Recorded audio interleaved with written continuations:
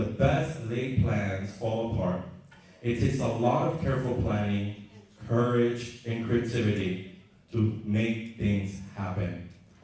So when I read that, right, when I was reading that, it brought me to think again about the Humanitarian Club and when I founded it years ago in Lawrence High School.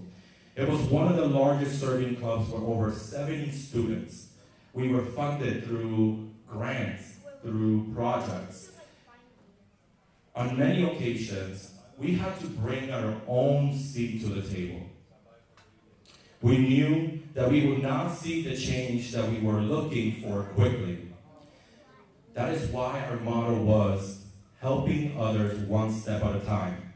We understood that it was not our job to fix the current world that was given to us by the current generation, but by the past generation, but to build a better tomorrow for the upcoming generations, with them at the table, with them at the table.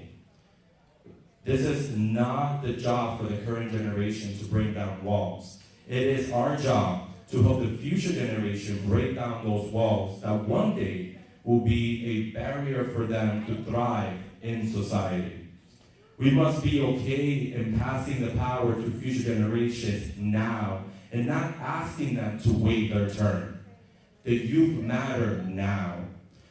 And when the poet Charles McCarthy wrote, "He who mingles in the fray of duty, that the brave endure, must have made foes." We are not perfect, but we are strong together. There is power and unity to change a wrong to right.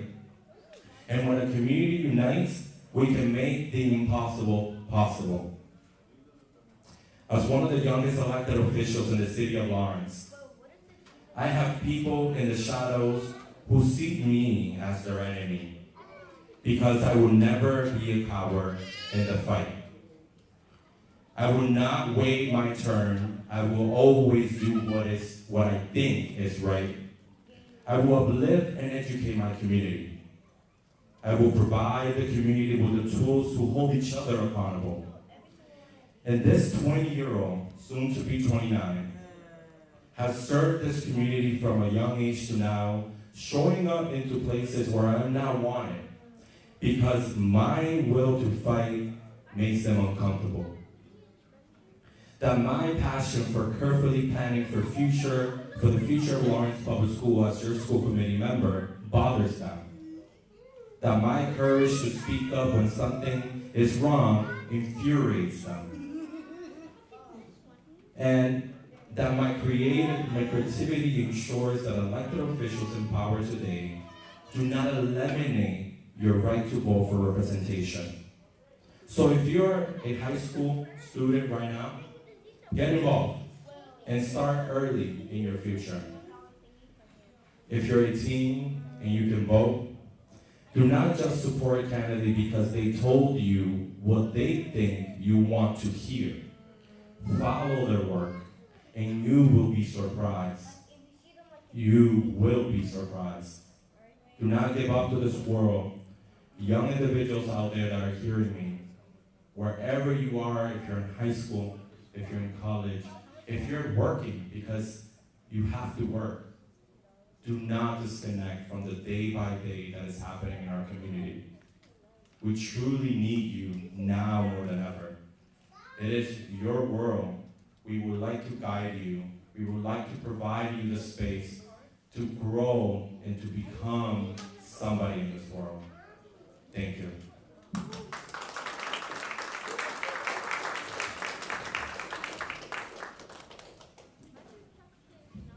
Yo, let's get another round of applause for our man. That was powerful. I don't know if you guys were moved by that, but I definitely was.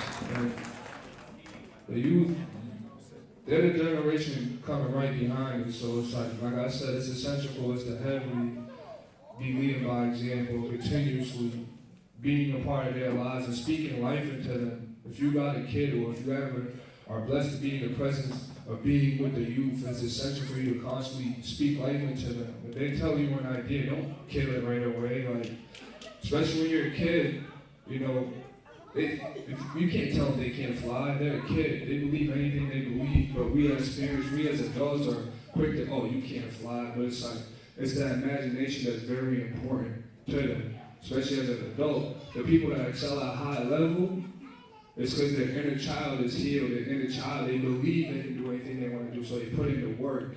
But when you're telling somebody to be realistic, you're cutting their wings, so therefore they can't fly. And we don't mean flying actually, like you're actually flying, but as far as like I can achieve anything I want to achieve, any goal I want, I can attain that because I believe in myself. So set that belief in your kids at an early age is really preparing them for a brighter future, because it's them. They're the generation coming behind us. But like I said, I'm heavily involved with the youth, man. But coming up next, we got the Radical Dance Group. Let's go. Y'all clap it up for them.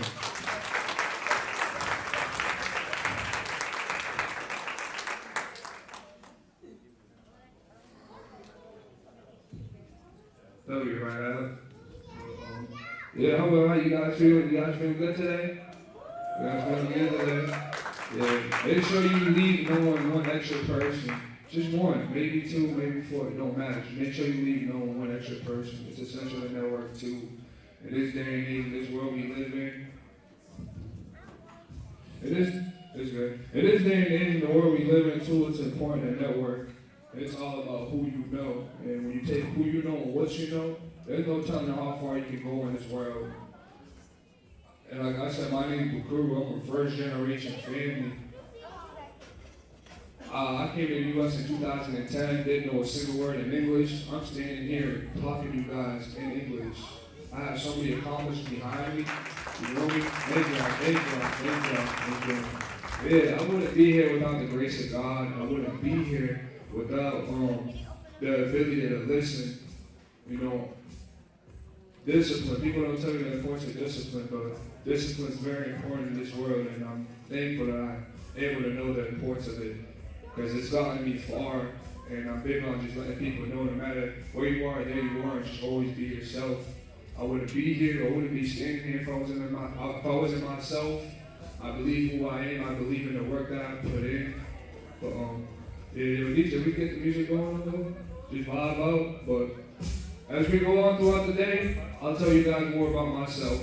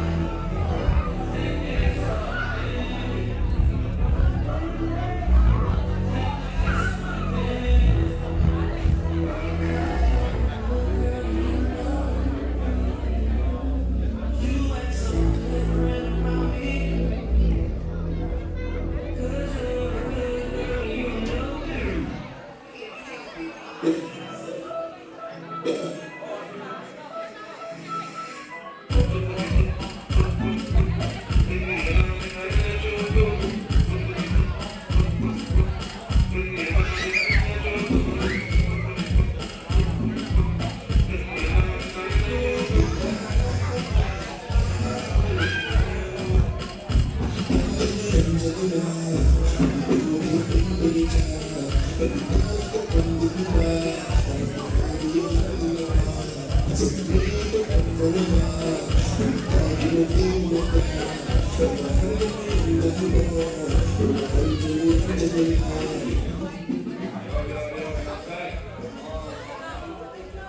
get everybody's attention. Let's go. Let's lock in. We got an artist that's about to perform right now. Her name's Taina, singer and songwriter from straight out of Lawrence, Massachusetts. Let's get it, T. Come on, that's what I do. Let's get it, T. Straight out of Lawrence, so she gonna need that hometown love. Let's go. So like he said, I'm a singer-songwriter. I write all of my songs on my own. And I'm so grateful for my parents for raising me to be well-educated and really interested in learning. So a lot of my songs are actually based on books I've read or things I've experienced, and I hope you guys can all relate and enjoy my music. Thank you.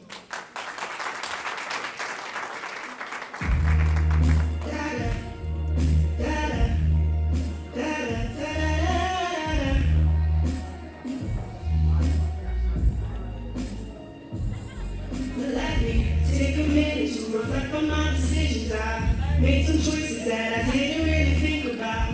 Don't know, but it feels like I'm falling. Don't know why I run when you call me. Take a minute to reflect on my decisions. I made some choices that I didn't really think about. Don't know, but it feels like I'm falling. Don't know why I run when you call me. I think I might have a little crush. Oh, no one else knows how to make me blush. No. One little touch can make my heart explode to a million pieces. You already know. I see that you've been acting all kind, sir, making me wish that you were mine, sir. I can't escape from the games that you play. I'm here, I ground your finger, and I am swimming. I told myself I wouldn't fall this hard, but your eyes and actions showed me the stars. You stole my heart. I fell apart, so I hide my thoughts behind my eyes and hope they part. Let me take a minute to reflect on my decisions. I made some choices that I didn't really think about. Don't know, but it feels like I'm falling. Don't know why I run when you call me. Take a minute to reflect on my decisions. I made some choices that I didn't really think about. Don't know, but it feels like I'm falling. Don't know why I run when you call me.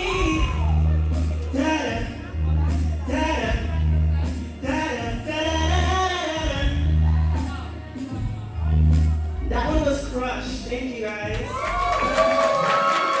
Thank you. This next song I'm going to perform for you guys is called Goals. And I hope this one really resonates with you because yes, it's an event about arts and I think it's very important, but over the years growing up while doing music, I've actually noticed that not a lot of artists for a long time have supported each other. It's been more of a competition rather than, empowerment. And this was a song I wrote thinking about those exact things, and I hope you guys can resonate with this as well.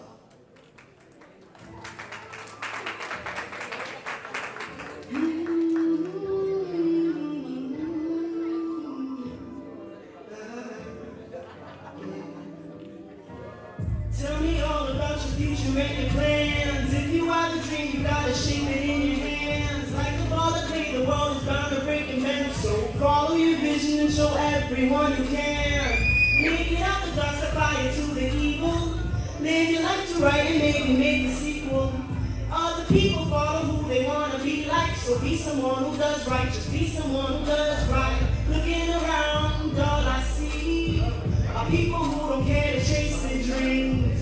It's as if they're giving up on faith, threw their dreams away just to waste the day. Trying to make a name for themselves without knowing the path they're on doesn't end, it keeps going further away from the place that they're hoping to reach someday. Will they reach someday? Tell me all about your future and your plans. If you have a dream, you gotta shape it in your hands. Like a ball of clay, the world is on a breaking bend. So follow your vision and show everyone you can. Make it out the dark, set fire to the evil. Live your life to right and maybe make a sequel. Other people follow who they wanna be like. So be someone who does right, just be someone who does right. I don't wanna live a life that feels broken. I don't wanna walk on a path that's paved golden. Singing on the stage, saving lives and getting paid. Never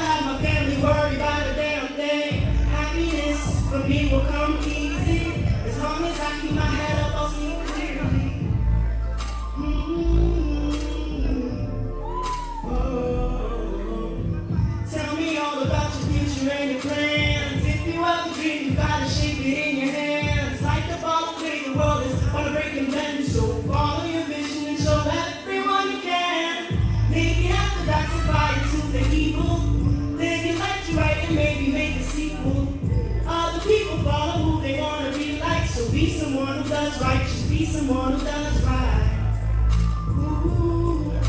Just be someone who does right, just be someone who does right.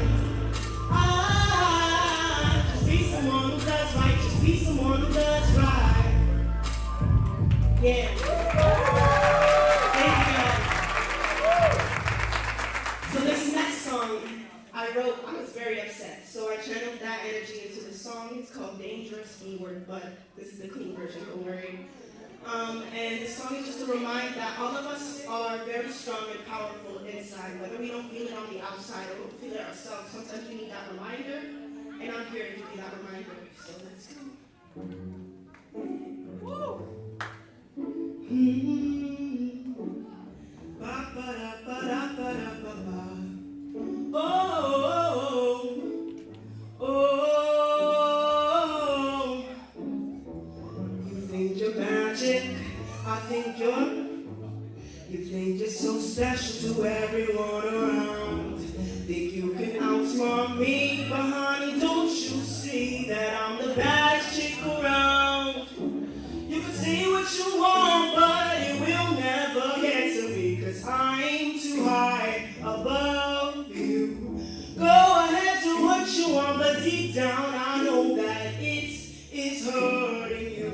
'Cause I'm a dangerous chick. I can start fires with my eyes. Yes, I'm a dangerous chick. Guaranteed to make you freaking cry.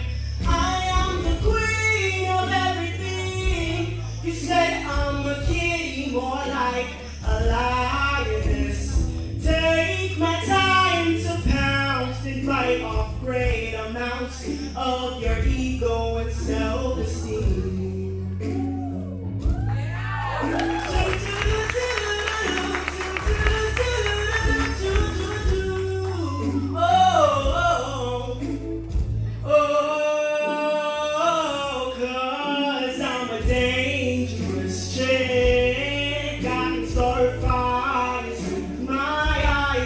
Yes, I'm a dangerous chick, guaranteed to make you freaking cry.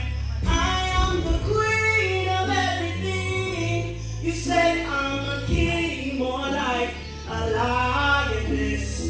Take my time to pounce and bite off great amounts of your ego and self-esteem.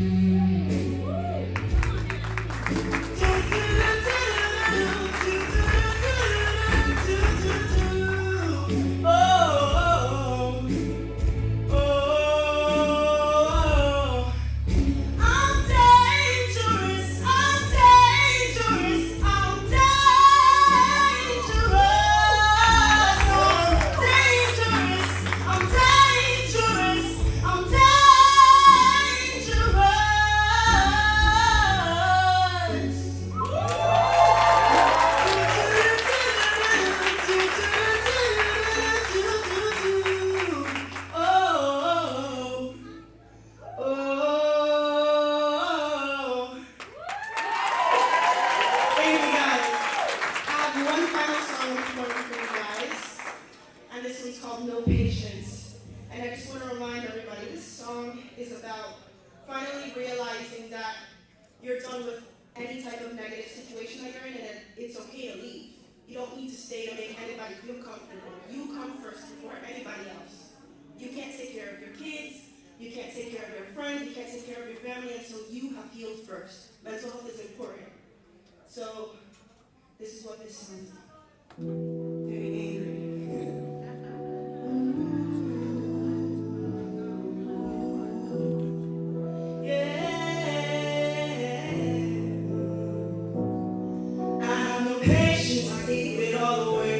See the spending time with you was just a big mistake. I don't like the freaking energy when you're looking at me. The monster in my head is lying in my bed. So tired of crying over you. My time to leave was overdue. And I can take a tick-tick-tock with more time to stop. My attention is just not enough. Love forever is the kind I want, not the kind that feels like it's enough. I have no patience, I gave it all away. Now I see that spending time with you was just a big mistake. I don't like the freaking energy when you're looking at me. The monster in my head is lying in my bed. I have no patience, I gave it all away. Now I see that spending time with you was just a big mistake. I don't like the energy when you're looking at me. The monster in my head is lying in my bed. Was so dumb to think that you'd understand. There's more to problem solving than trying to bend me back again. My heart isn't easy to mend. Tick, tick, tock, wait for time to stop. My attention is just not enough.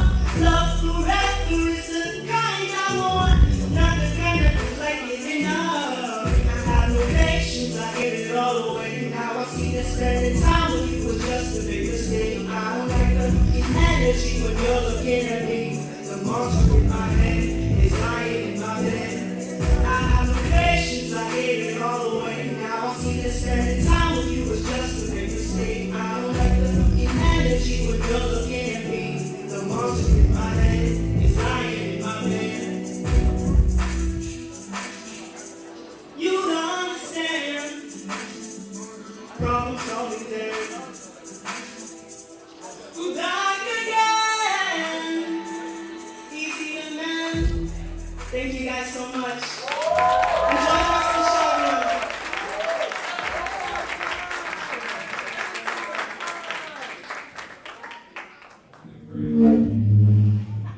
Yo, she killed that. Come on, we gotta know what I thought. She killed that, bro. Straight out of Lawrence, Mass. I'll make sure to get all her information. If her music's out, check her out on all platforms. Taina, straight out of Lawrence, Massachusetts. But coming up next, we got Radica, the dance group. They're about to come out. They about to come pick them up? Yeah.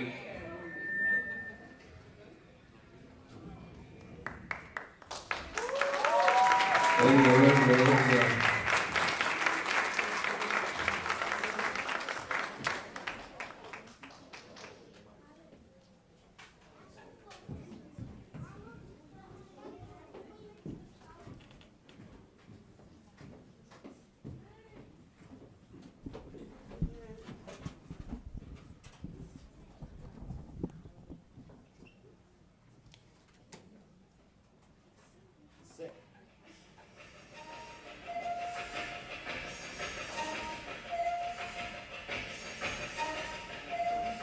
Yeah. Ride with the mob, Alhamdulillah. Check you and me, and do your job. Earth is the name, then Baller did the chain. Tono for the watch, Prezi played Jane. I'ma explain when you probably haven't seen. I'm in a second window, Instagram, I'm watching TV. I think I trade my breakfast, lunch, and dinner for some kitty. Please believe me, I see Riri, I'ma eat it like Panini. Go up in the car, hit the wall, like graffiti.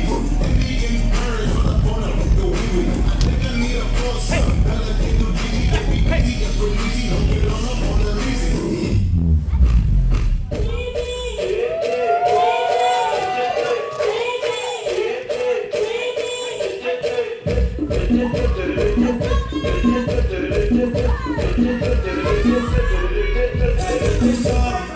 Muy calentón, pórtate necio, mi mujer me dio un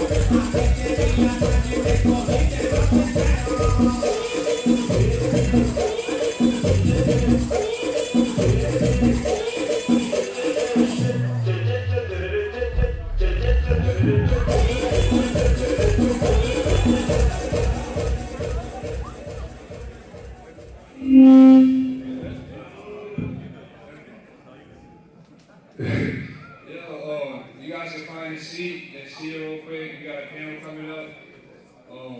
But before that, let's give a round of applause for the dancers. That was, I can't do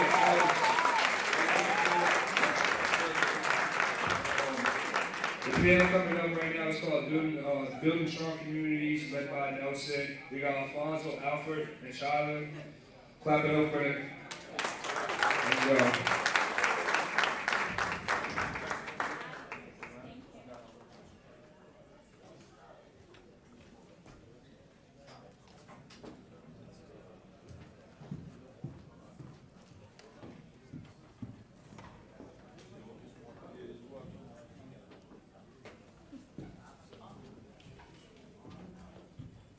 How's everyone doing? Lovely energy today. Happy Sunday. Thank you everyone for being here and joining us and bringing together the community. We have 3 panelists today that we are going to be asking questions. I'm Polly. I'm Nelson. Is this working? A little bit? A little bit. It's a little low. It's a little low. This young one better. You want this one? Alright, the one that she has. This one work? Alright, this one work. Right. So I'll be introducing the panelists, starting with Alfonso Hidalgo, who is a senior account executive at Edelman & Smith. We have Alfred Kamani, advocate for diversity and inclusion in education, and we have Skylar Hogan, attorney and advocate, chair of the Red Cross Sickle Cell Initiative.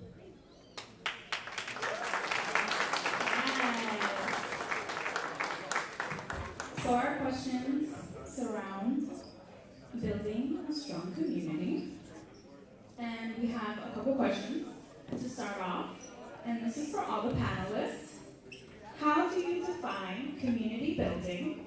And what inspired your passion for creating a strong, connected community?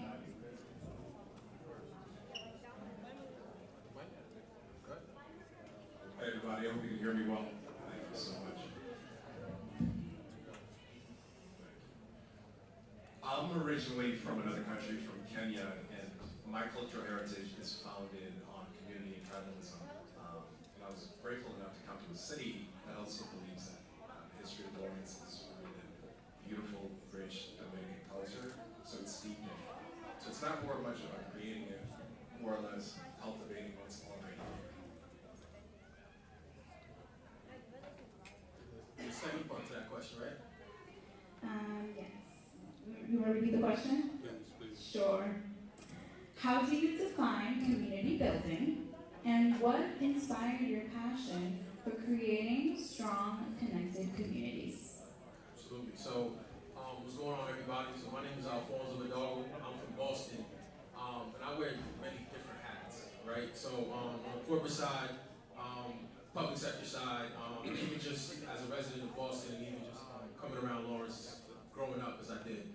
I think in grad school I took a class called The Power of Space, and when I think about community, creating a safe space, right? Creating a resilient space where people can work, people can live, people can grow, and people can thrive. I think, that's a culmination of a resilient community. So when I think about community, I think of safe spaces. And then in terms of what's the second part of the question was what's made me believe in the power of community, I say it like this: nothing that I've ever done, I've done alone, right? So I've always had my community, my village to lift me up. So now I just believe in paying it forward, right? Lift as you climb. Always, if you open one door, make sure you bring two behind you. So that's how I believe it. It's beautiful. How we doing, guys? My name's Skyler Hogan. I'm from Lynn, Massachusetts. Kind of similar to Lawrence a little bit too. In terms of community building, I would say, to me, when it comes to growing up in a city like Lynn, having people that can reach back, just as Alfonso said, to come and be a resource and help me get to where I was going. I would define community building by, as you said, each one teach one, right? So when one person gets through the door to come back to their hometown, to be able to be like, hey, I got this internship, or I got this opportunity that I can present to you guys, or I can get you in this door, as you did for me, right? And what inspired me to want to help my community will be more of the same. People from Lynn helped me throughout my entire journey. They helped me get into school, helped me get into law firms, helped me basically get to where I am right now. So I want to be able to do the same for my community as well. Love that.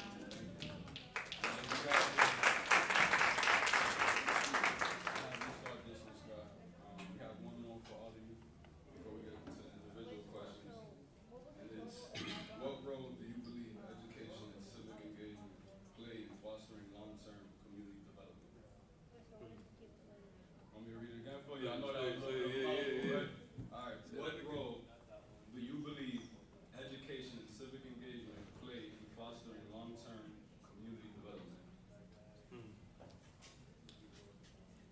I mean, in terms of education, if I could just speak for my own personal life, right? This is my brother right here, Alfonso, Neil, my brother. I met them at university, so I met them at UMass. Some of my deepest connections in this world came from, my education. So that's how it's I can answer this in many ways.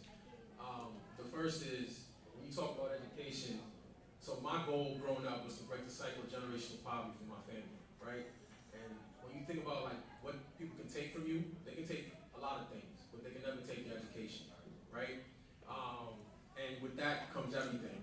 And then on the civic engagement side, I mean, as you all know, we're in the midst of one of the most important elections in our history. So you might have to ask me this question again in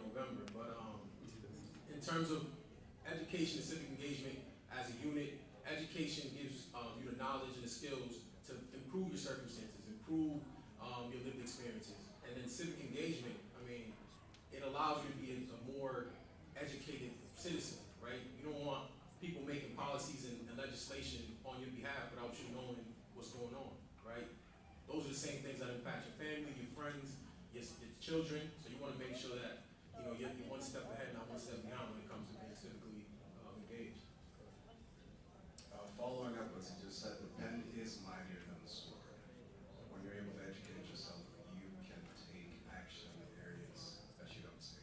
You might even see the doors that might have been locked in front of you. Take action. So. Thank you, Nolan. So now, we're going to get into the individual questions, starting with Alfonso. The first question for you. As someone with a background in public relations and policy, how have you leveraged your corporate and nonprofit work to drive community impact? Absolutely. That's a good question. So I think out of grad school, most of my classmates was going to the public sector, right? Working local government, state government. And for me, I wanted to make an impact in my community, but I just needed to get some money first, right? So I went to the private sector, and now I work in Washington, D.C. So my firm is in Washington, D.C. I travel a lot back and forth. But I think how I've leveraged my corporate side is I've learned the business acumen, right? That has led me to improve my, impact in my community. So I think the next question, or I think one of the questions we're going to focus on is I've created a gym, right? A boxing gym. And I think without knowing the business side of things and knowing how I can bring value to my community, I think that wouldn't have transpired or transitioned the way that I did. So learning the skills I learned in corporate and bringing it to the nonprofit sector, the public sector is huge. And it allows me to bring more money to my community and circulate those dollars internally too. That's awesome. You mentioned that you started a boxing gym, right? Could you share the story behind the Town Elite Youth Boxing Development Program and how it has empowered the youth in your community? Yeah, absolutely. I know Lawrence has a big boxing presence, so I know there's probably some boxers in his room. So boxing, in short, saved my life. I think, for me, boxing taught me lessons that I could have learned in the classroom, right? Discipline, hard work, how to, be mad, but also, use it in a positive way. So I thought for me, understanding my community in the city of Boston is how can I, allow or create a space, we talked about space and community, where young people, the youth, can do the same thing, right? Can have the same ability and opportunity that I had. And now, we started a year ago, we launched the gym a year ago. We have over 50 fighters, professionals, amateur, and we're doing excellent. We partnered with the city of Boston, the YMCA. We're partnering with cities and towns throughout Massachusetts. So it's a big, big impact that we're having on the ground. Great. Love the growth. Thank you, Alfonso. So next, this one going to be for Alfred. Alfred, how has your work promoting retention and support for teachers of color contributed to the stronger educational communities, and what lessons can other districts learn from your efforts?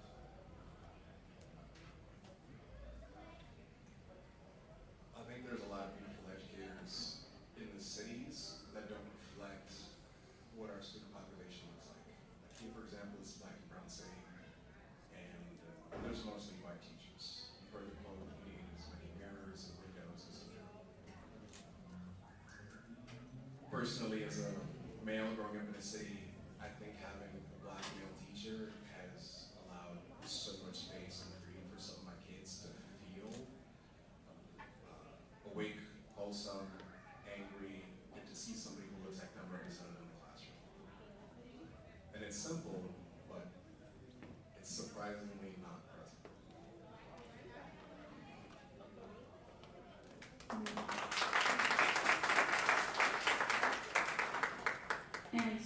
what challenges have you encountered in creating equitable learning environments, and how have you addressed them? That's a great question. I think the system isn't exactly built for a lot of us to succeed.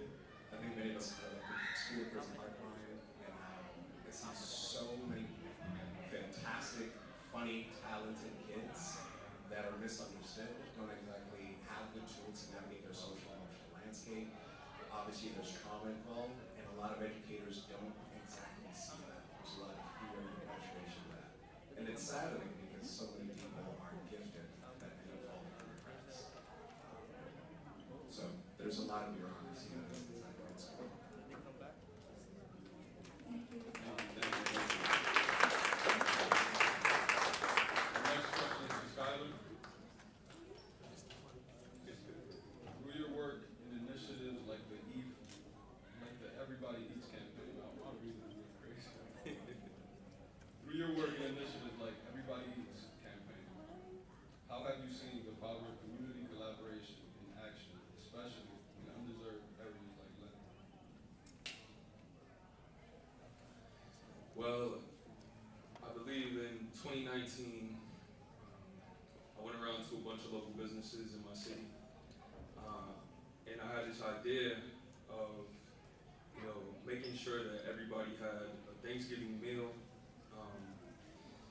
on Thanksgiving. So what I did, I just went to all the business owners that I know, all the entrepreneurs, and I pitched them this idea. And they were all pretty, receptive to it. They all donated money, put a bunch of bags together. We went on the Lynn Commons, and we had a bunch of people lined up coming to, basically get this food. And the reason why I thought that was so important is because every year on Thanksgiving, I know that that's a time where my family, we get together, we get to, share what we've gone through the year, catch up on some stories that maybe we didn't get to tell each other yet. I just know how important that moment is just for my family, and I wanted to be able to ensure that other people would be able to experience that as well. So I think through something like that, we were able to bring our community closer. We got some businesses involved to ensure that people were taken care of on their holiday. And what was the last part of the question? The last part of the question was, How have you seen the power of community collaboration in action? Oh, so yeah, exactly. We had the businesses all come together to donate towards this. They all showed up. It was publicized everywhere throughout the city. It was a really great event. And I think Lynn continues to show up for its community, whether that's businesses like Pudding, Jeffrey Brito. He's really big in our community. He has a bunch of businesses. And he's just one example of somebody that, when you are doing something for the community, he's going to show up every time. And I think that a lot of people in our city have the same mindset. Getting everyone together and doing it is very thoughtful. And so, as an advocate for the community health especially, what do you believe are the key steps for local leaders to improve health outcomes in marginalized communities? I think awareness is the most important thing. So we're part of I'm the chair of the Sickle Cell Initiative in my city, partnered with the Red Cross. And what most people don't know is that everybody knows what sickle cell is. We would hope everybody knows what sickle cell disease is. But what you don't know is that people who do have sickle cell anemia, they need constant blood transfusions. So they need a supply of blood to be readily available so that they're able to continue their life at the quality that we all do. So I think what's most important is to make your community aware of the things that only we go through, like sickle cell anemia, right? And the importance of donating blood, getting out to ensure that everybody that is dealing with this thing, has the support and has the blood that they need in order to, live a healthy life. If you can donate blood, go to your local American Red Cross. Yeah, for sure. Okay, thank you, Skylar. All right, so we have some more questions, and this is all for the panelists. So, Is this like a jump ball? yep. first question, how can local leaders and organizations work together to create a more inclusive and supportive environment for all community members, especially underserved populations? Who's going first? Yeah, I mean, we both spoke on it. Awareness is huge. Having the space to have these communications and be able to have difficult conversations is one of the craziest parts. Being able to hold a community meeting, to hear from our local folks about what the real challenges are. It's surprising how that does happen, but that is extremely important. People need a voice and a stage to speak.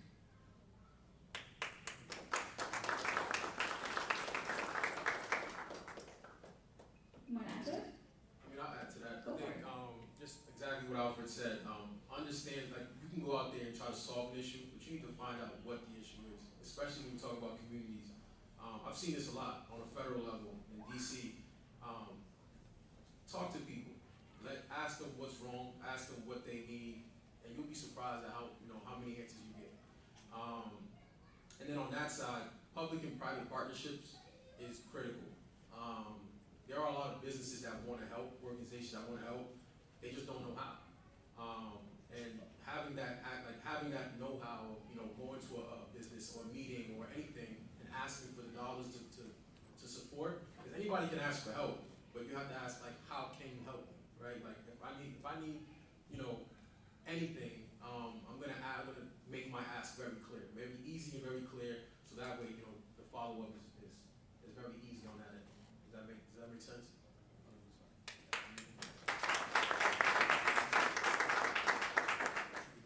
Guys, do you want to add to that? All right, so the next question is, what are some practical ways that young leaders can get involved in the communities, in community building efforts, even if they are just starting out? I would say attach yourself to a ship that's already moving, right? So, for example, like how I have Sickle Cell Initiative, things like that. We always reach out to the high schools, try to get the kids involved to volunteer and just show up and see how much of an impact we're actually making in the community and seeing it firsthand. And just as an example, one of the kids that has continued to come and volunteer for us every time that we have had a drive. I've seen that his life has grown, and he's also outside of the drive tried to impact his community in other ways, like volunteering or helping out in any way that he can. So, I mean, I think that would be the best advice is to, get with some nonprofits, get with some community leaders, and just see how you can help in any way. The only thing I'll add to that is I see a lot of young people in the front, which is awesome. No impact is too small, no matter what level it is, right? Small, medium, large. If you get out there and start volunteering, attach yourself to a ship that's already moving, I mean, the impact that you're gonna have is gonna speak volumes. So just get out there and just get started, no matter how. I mean, obviously there's an age limit, right? But just get out there, volunteer, attach yourself to something that aligns with your values, and you'll be surprised at how much value you can bring. Because it might be something that you bring that somebody hasn't thought about, and right there you can change the game for a whole community.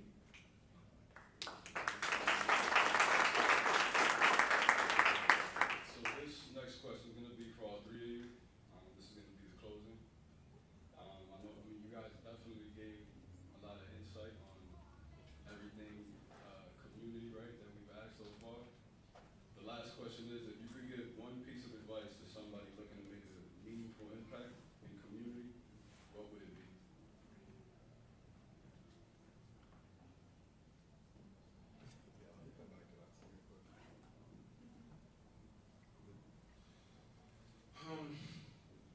I think it goes back to what Alfonso was just talking about as well. It's like no impact is too small, right? No volunteer work that you're gonna do is not enough, right? So if you can impact one person's life, that's good enough. That's a good start. If you could help tutor somebody, or you could help somebody, who knows, with their groceries or whatever. Anything counts. It all matters, right? And eventually, once you start putting in that good work, you're putting in that effort, it's going to grow over time, right? The first blood drop that we threw, we were supposed to get 40 people, right? I think we had like 13 people sign up. And, you know, it was kind of low at first, but then you see as you keep promoting it, you keep going, you keep pushing, now the blood drives are full. So just don't be afraid to start, you know, get out there and make any impact that you can.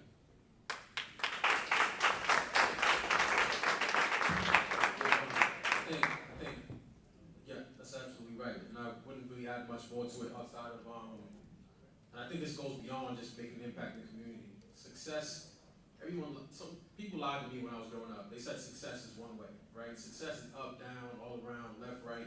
You know, it doesn't go the same way, right? As long as you know how to get back up and move forward, you might join an organization, you might volunteer someplace, and you might not like how they're doing things. And that's okay, but learning that, you know, you put your foot forward, your best foot forward every time, and knowing that there's going to be other opportunities when you're continuing to try. I think, you know, that changes everything. So, and also last thing is make sure you learn how to get out of your own way. Say yes to things that you don't even think that you're good for, or all of those things, and trust yourself, and you'll take it as far as you want to take it. Keep an open mind. Mindset is everything. There's not much I can add. You might be alone in that process, change maker. Just stay true to who you are in the entire process. Thank you, gentlemen. Thank you, everyone, for listening. This concludes our questions for our panelists today. We appreciate you, and stay positive. And I do see a lot of young children here today. We're always changing, we're always growing, right? So make sure that you have your support system with you. I think that's also super important, finding someone that you know that you can trust and talk to, right? And building on that. So thank you so much again. Enjoy the rest of your day, everyone.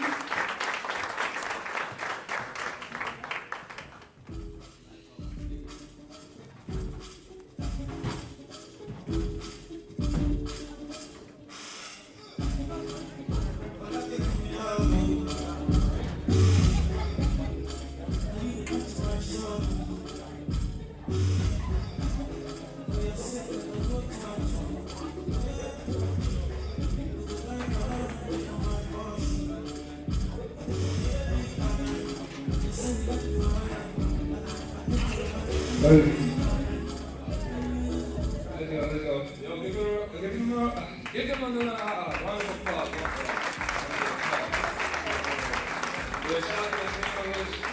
I like to add something on to what they were saying too, man. You gotta be able to stop yourself from stopping yourself and really truly believe in yourself. And you see someone in the community doing something positive and it moves you. Don't be afraid to ask questions. Don't be afraid to, ask for help. And you help, it could lead to many other avenues. You might get inspired. You might get an idea that you want to do out of you just helping out. So never be afraid to piggyback on someone's mission. With the right intentions. We're all here to help each other. We're all here to use each other. It's just all about how you use each other. Don't misuse each other. But coming up, we got the Aziz dance group. They go by the I-Rise. They about to dance with us. Let's go. Come on, we're going to applause.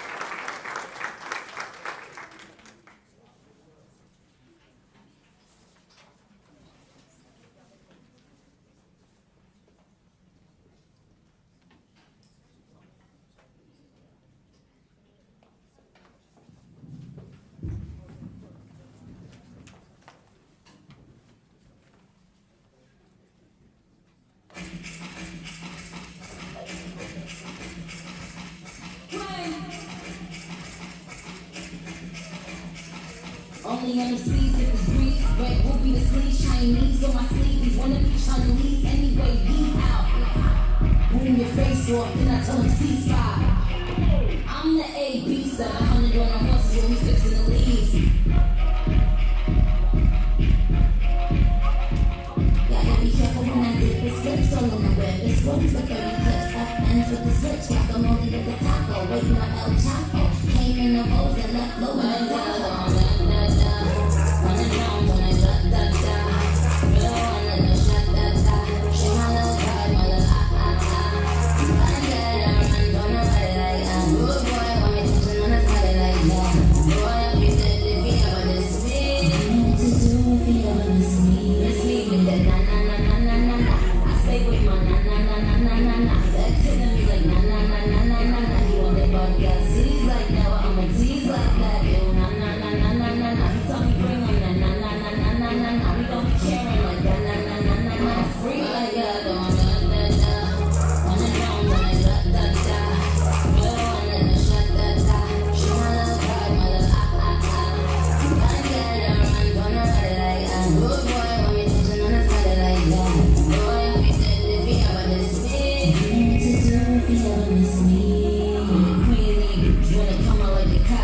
Until I'm cooking in the kitchen like a pot roast. That inspector, we don't fill potholes. Dorito is mad that they not trying to tell them.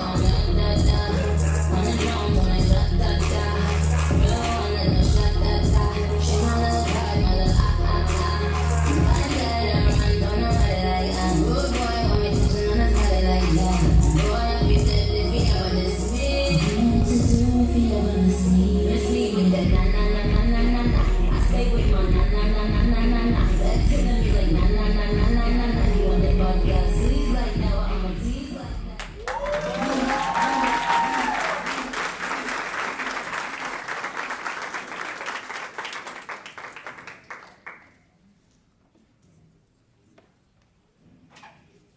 Y'all give him another round of applause. Come on, come on. Hey, take that. I like this dance classes. You got Saba coming on next. Come on, come on, turn up. Oh, y'all ready for this? Y'all ready for this, man? Go away.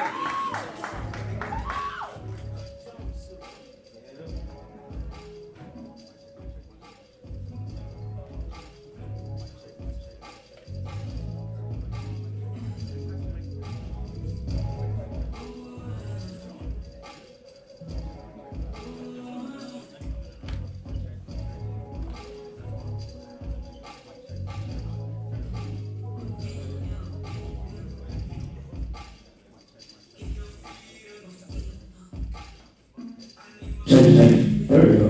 There we go. Okay.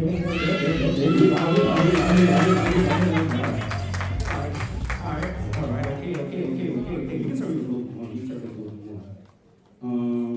How y'all doing? Everybody doing okay?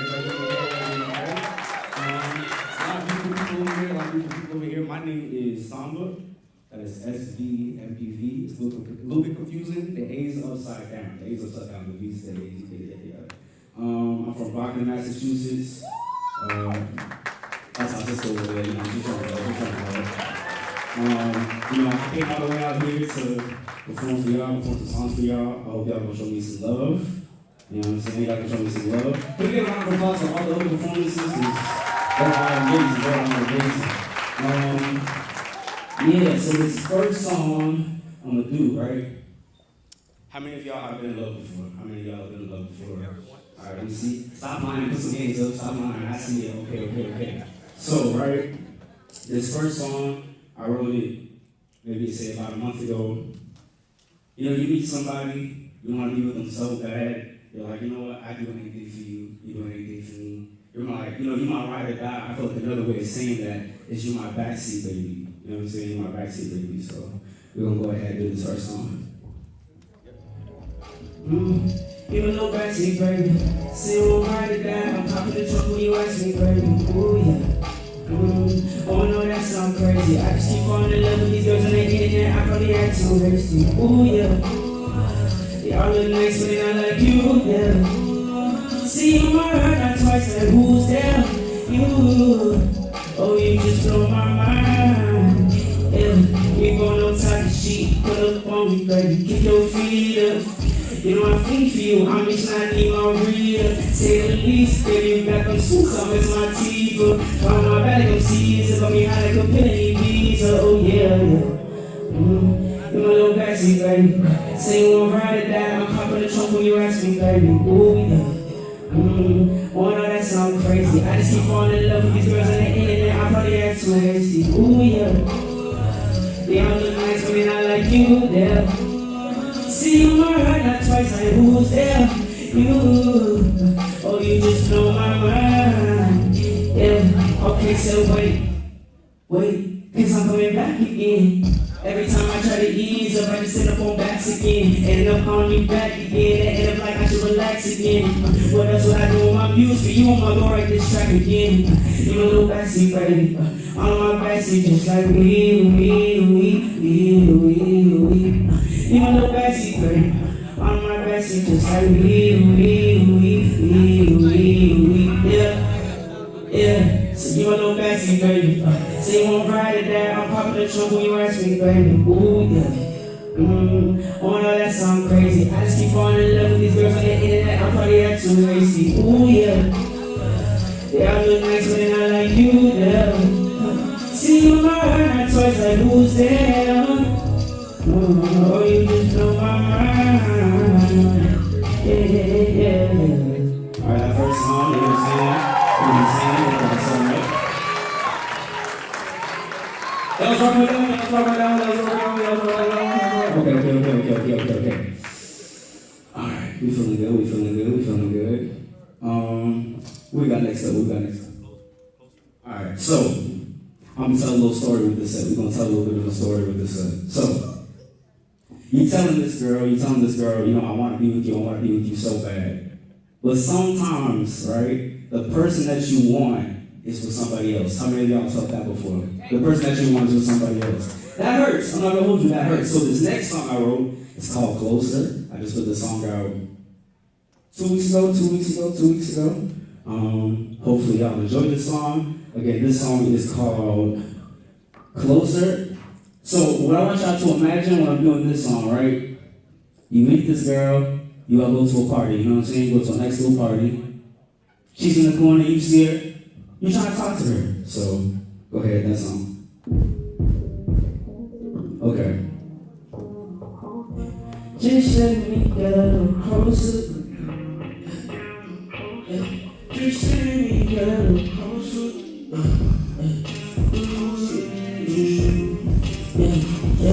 Yeah.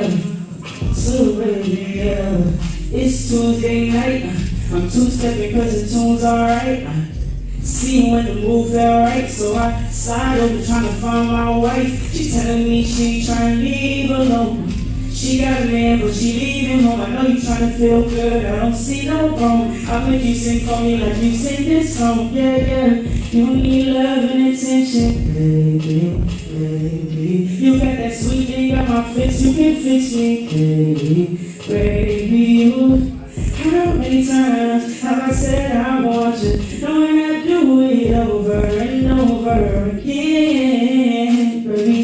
So won't you let me get a little closer? Get a little closer. Just let me get a little closer with you. Get a little closer.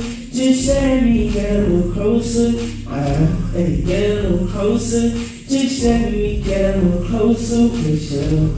Get a little closer, baby. Get it from me up. Even as the other man, I'm in a born fan. I'm front row, baby, when my light is up. It can just be one night with you. I can hear it in your tone. It's been a while since someone knocked the dust. And though it's wrong, I feel right with you. I mean, you came out here alone, girl, so we ain't doing quite enough. If he's too busy for you, do it for the next guy. And I'll show you what you deserve for the next time. And when it's gonna ring out work, you know that's fine. Since nothing on you is wrong, you're my best friend. Yeah, baby.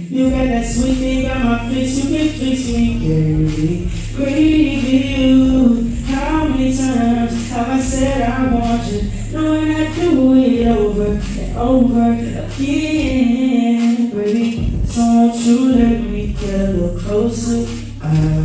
Get a little closer. Just let me get a little closer with you. Get a little closer. Just let me get a little closer. Get a little closer. Just let me get a little closer with you. Get a little closer, baby. Alright, this is how we use this little mic stand. Alright, so boom, right?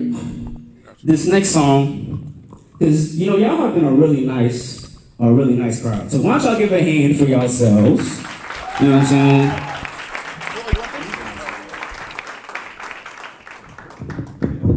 It's a little short, but you know what I'm saying? I'll do whatever I can with it. I'll do a little I can with it.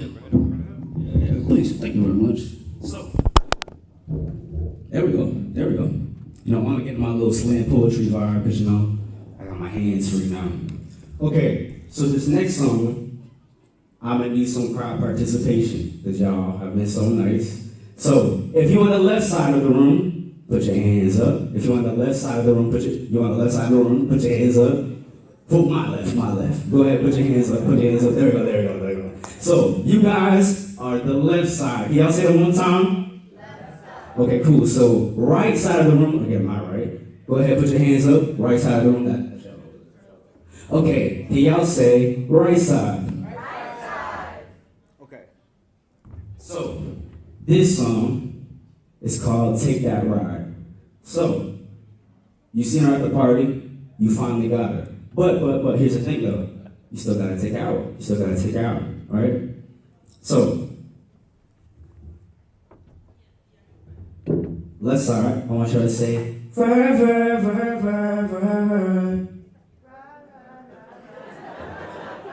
Okay, we're gonna try that one more time. Left side, I want you to say,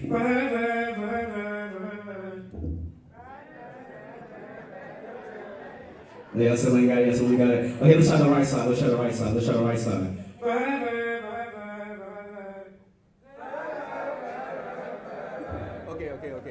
You're having some trouble. You're having a little bit of trouble. Do we have any singers in the room? All right. You're going to go to this side. Maybe a little bit of help. All right. So, you're going to be right where you should be right there. All right, so you're going to leave that side. Does anybody else, even if you can just hold a little bit of a note, anybody else can hold a little bit of a note? They pointed to you right there, so you're going to be the team, but you're going to be the captain on the right side. So come up over here, you're going to be the captain on the right side. All right, everybody give it up for the captain on the right side. All right, so you're going to go.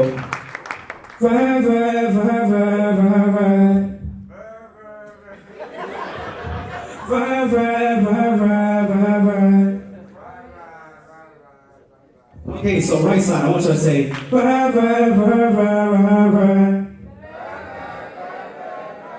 Okay, left side.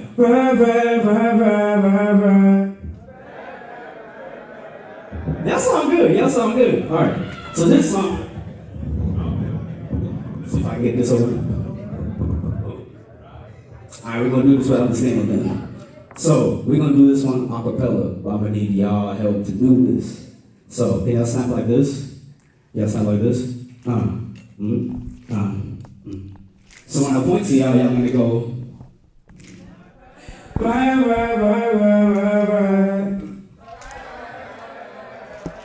Okay. So we'll go like this. Can we drive out seaside? Push back the seat, girl, recline. If you let me inside, baby, I'll take that ride with you. So can we drive out seaside? Push back the seat, girl, recline. You ready? If you let me inside, baby, I'll take my time with you. So baby, can you ride? Here we go. Okay.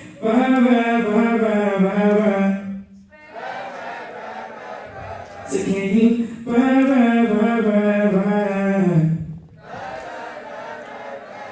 Okay. Take that ride with you. So can we drive out seaside? Push back the seat or recline. Oh, if you let me inside, baby, I'll take my time with you. So can we drive out seaside? Push back the seat, girl, recline. If you let me inside. You ready? Baby, I'll take that ride with you. I made y'all loud this time. Here we go. Say, ride, ride, ride, ride, ride, ride. What?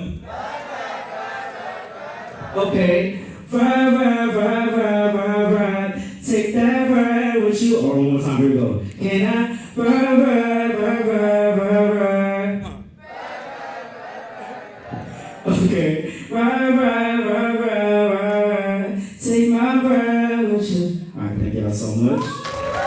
First, y'all sounded so good. Thank y'all so much. My name is Samba. I think that's SVMBV. Y'all can follow me on Instagram at Senor Samba. That's she got right there. SENOR.SVMBV.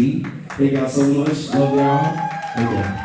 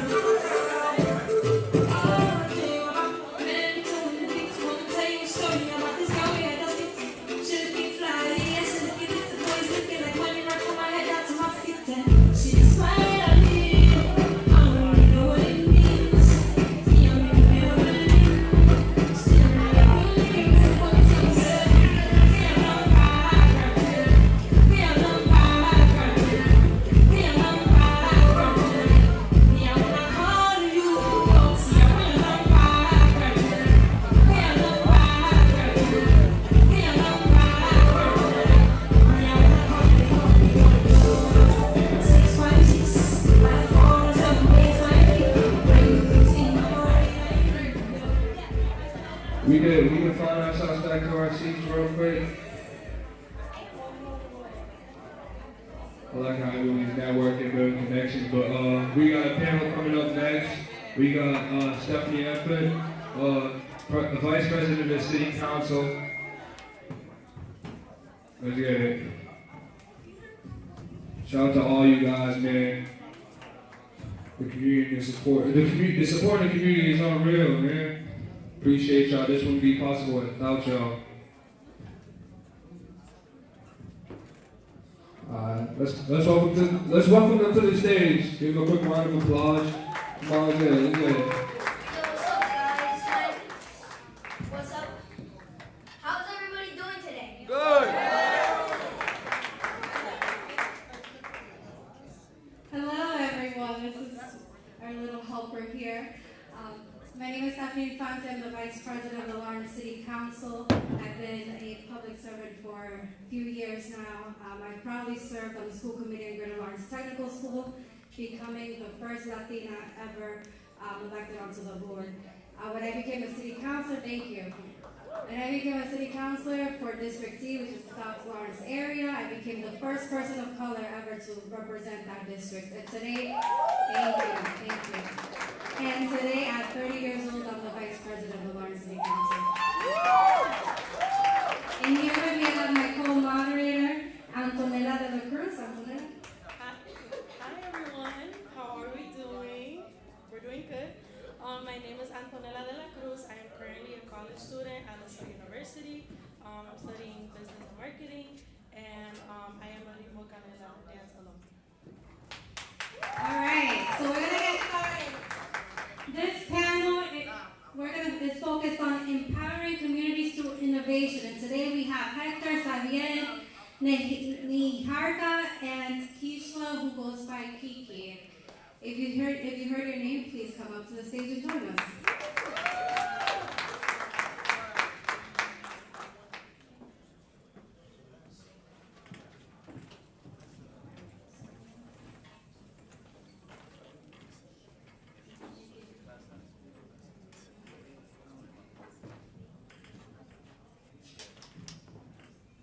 We're gonna give you guys 30 seconds to quickly introduce yourselves and what you do. Hello everyone, my name is Savio Ortiz. I am a portfolio administrator at Reading Cooperative Bank, where I specialize in commercial real estate and commercial and industrial lending. I recently graduated from the Eisenberg School of Management just recently with a degree in finance. And I'm also in training to be a junior commercial lender, where I hope to help developers and small business owners with their growth and success. Thank you for having me. Hi everyone, my name is Niharika Manjal. Professionally, I'm in healthcare management. I'm the head of administration for Encompass Health in Vancouver, Massachusetts. And also, I'm the founder and CEO of an organization here called Young Indian Professionals of New England. So I started this organization 2 years ago because I found out that there was a need of professional networking in the Indian community, and now we have over 7,000 members. And also, I'm doing a master's in business administration at BU as well. Thank you so much for having me. Hi, I'm Keisha Giles, but most people call me Kiki. I am in real estate. I'm the COO of the Furman Group. Here's my fearless leader here. And this is my co-worker as well. And we help the community buy and sell real estate within the Lawrence community, Massachusetts, New Hampshire, Rhode Island, and we are always trying to help others either access wealth through homeownership or grow through getting their own career in real estate as well.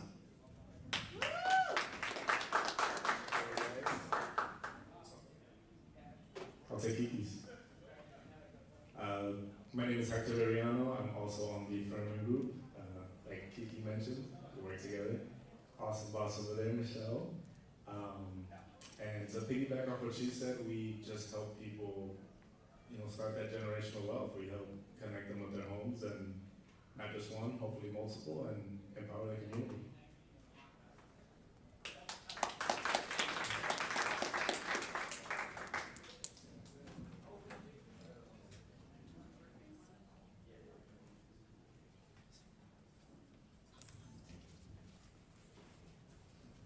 Okay, so we're going to start off with the first question. This question is for all the panelists. How do you define innovation in the context of community and empowerment? And how has your career been shaped by this principle? Yeah, absolutely. Especially speaking about the Merrimack Valley, speaking about the innovation that happens here, I could definitely tell you a story that I just saw recently online, which was Greater Lawrence Tech just recently bought a jet for their students, where they'll have this program where they can learn how to become a pilot. That to me, that's innovation in the Merrimack Valley. And when we're speaking about in my field, which is commercial lending, I feel like innovation comes when it will be easier for us when more data is available to offer more loan products to customers in a faster way. So yeah. So I think innovation in the community is finding a problem that the community is facing and actually solving it. When I can speak for the Indian community, there's a lot of cultural and charity organizations meant for like aunties and uncles and the older generation, which to me I found really boring.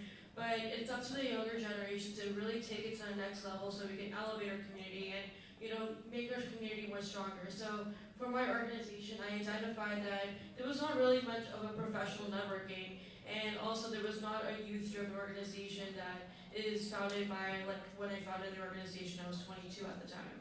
So I found out that, this is an issue. So I feel like innovation is really identifying what your community really needs and really honing on that and finding solutions to make your community stronger, which hopefully Yibani is actually doing. So that's what I think innovation is. I believe, to piggyback off what she's saying, is just getting that information that is needed within the communities to provide and when they need it. Because most people, the information's out there, but they don't understand how to go about it, how to find it. So just finding different ways that makes it easier for them to understand that it is out there. You just have to know who to work with to make it happen. That was really well said. And to piggyback off you, I think bridging that gap, information plays a very big role in how we move forward, especially with innovation. Innovating is taking what exists already and making it better. So we do have things in place. How do we make it better? How do we,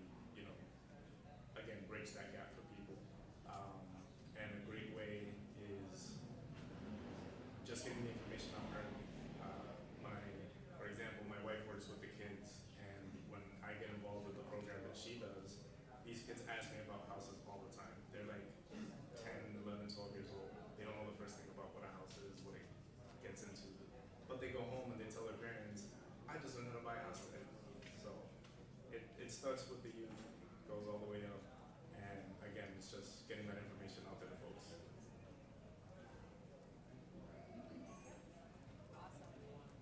So now we're going to start the individualized questions, and Hector, we're going to start with you. You're first on my list. So your first question is, as a real estate expert, how have you used your knowledge to not only sell homes, but also contribute to long-term community stability and growth? And as a counselor, I'm going to be paying attention to your answer on this.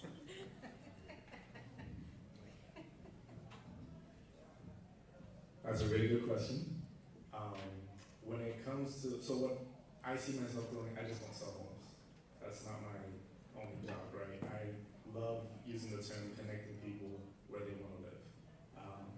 And part of that is researching neighborhoods. So I just don't send people, yeah, you know, this house checks off whatever you were telling me, this house checks, no, like we go into the neighborhood, I like walking around with them too.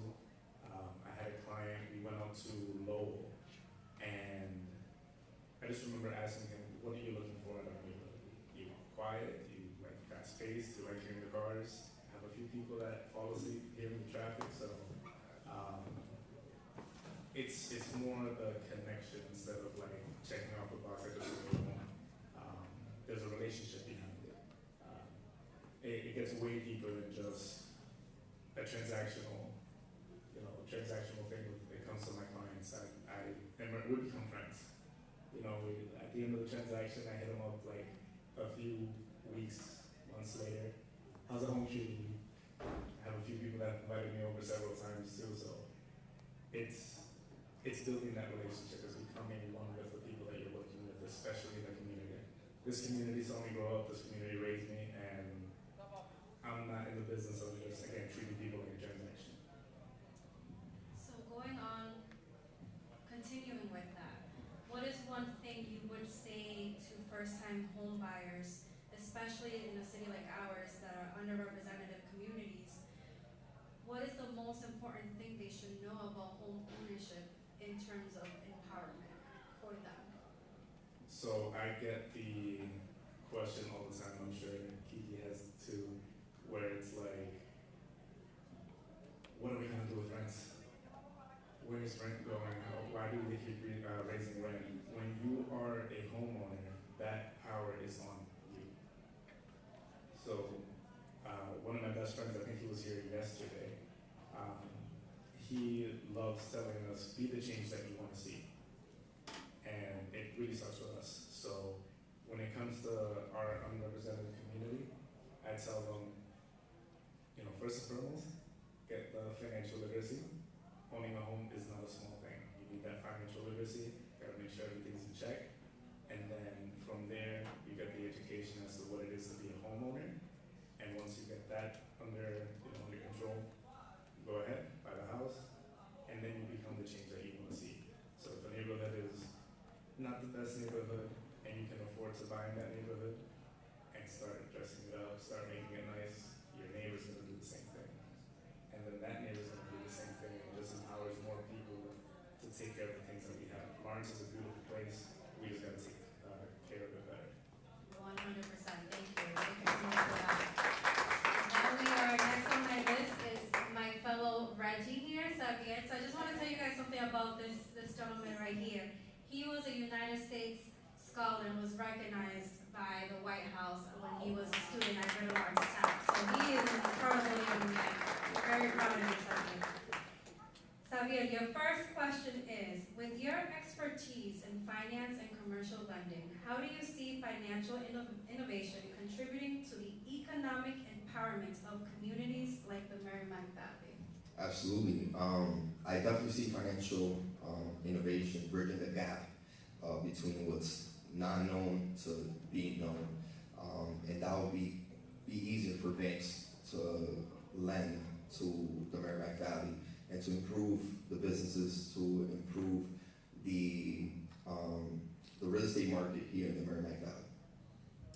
And then what do you think local businesses and individuals can do to take advantage of the financial opportunities available to them? Absolutely.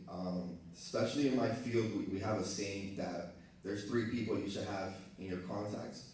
One should be a great banker, the other one should be a great lawyer, and then the third one should be a great accountant. The reason why is because financials determine the capital that will be available to you. And you know, as long as you have all your financials straight, and when we have those resources here in the Merrimack Valley, you should go introduce yourself and make the best decisions for you. Thank you so much. Niharka, we're going to you now. Are you Awesome. ready? Yeah, okay. So as a young leader yourself, who founded a thriving organization, how do you balance professional empowerment with community service, and how can others replicate this model? Thank you so much for the question. So I think with community service, it's all about giving back to the community and giving back the resources that they need for professional development. When I noticed that the Indian community didn't have anything like this, I wanted to take matters in my own hands and actually help people that are, you know, in the Indian community. There's a lot of people in the community that come from India. So, you know, obviously when they come to a new, like, whole new continent altogether, you know, they're lost and they don't have any resources meant for, you know, professional networking, you know, even international visa situations, even like public speaking, community empowerment. They don't have those resources. So I was wanting to make a community and make an organization that really gave them that resources so that they can have a stronger future, and also to network and, you know, create a home away from home. So I think when you go hand in hand on community empowerment and professional development, I think this is just going to make the community more stronger and more educated, and, you know, this is going to make a whole new world for them. And, you know, I'm really happy that I was able to create a platform, and creating these resources is to create a really good, stronger community for the Indians. And going off of that, can you tell us a little bit how your work with India, diaspora, informed your perspective on empowering marginalized communities through both cultural and professional growth? Yeah, so when I was in high school, I was an ACO youth leader. ACO Vidyalaya is an organization for you know, providing education to remote villages in India. So with my work, I realized that there was a lot of charity organizations, there was a lot of cultural organizations, and also like organizations that were driven and catered towards auntie uncle community. So when I was doing all this work back in high school and college, I noticed that there was a huge gap within the youth empowerment, which is why I was like, you know what, I was having a conversation over breakfast with my mom over how the community really needs us. So she was like, why don't we create one? And then I was like, okay, if I have like 10 members, obviously I would not know like what my direction is. So I was like, okay, let me create a Facebook group, let me create a quick logo on Canva. Little did I know that this was an issue that everyone was facing, and, you know, growing up as an American-born Indian, it is kind of hard to stay in touch with our Indian culture because I would always be considered like a fake Indian. So I just feel like all my work that led towards me making my organization really defined how we can empower our marginalized community and how we can really step it up and, you know, take it to the next level. And, you know, the youth are the next generation. So how can we as a youth take our community to the next level so we can provide a stronger community for future generations? Thank you. Thank you for that. Thank you for the work that you're doing. It's really Thank you. Kiki, the best for last. With over 17 years in real estate and your role as the 2022 president of NAREP, how have you leveraged your position to empower first-time homebuyers, especially from underrepresented communities? And what innovations have you seen in the industry that help homeownership more accessible? So NAREP it stands for National Association of Hispanic Real Estate Professionals. So it's an entire organization basically based on making sure that we as a Hispanic community are getting the tools needed in order for us to provide those said resources to our communities. So it empowers our professionals that when I first started, I was the only person that kind of sort of spoke Spanish. I didn't actually speak fluent Spanish until I did the business, and I was born in Puerto Rico, so I was ashamed of that. But because I wasn't using it to help others, I wasn't really speaking Spanish. So when I got into the business, there was no one that spoke Spanish. So I was in charge of translating the contracts and sharing the information about what the lenders were doing, and that's not technically my role. So I always felt underqualified to be helping these people with the terms that they need to understand, the risk involved in that process. So the NAREP was amazing because it gathered the people that were already in the profession in the correct role and provided that access to me so that way I can provide the proper education to these people. Thank you.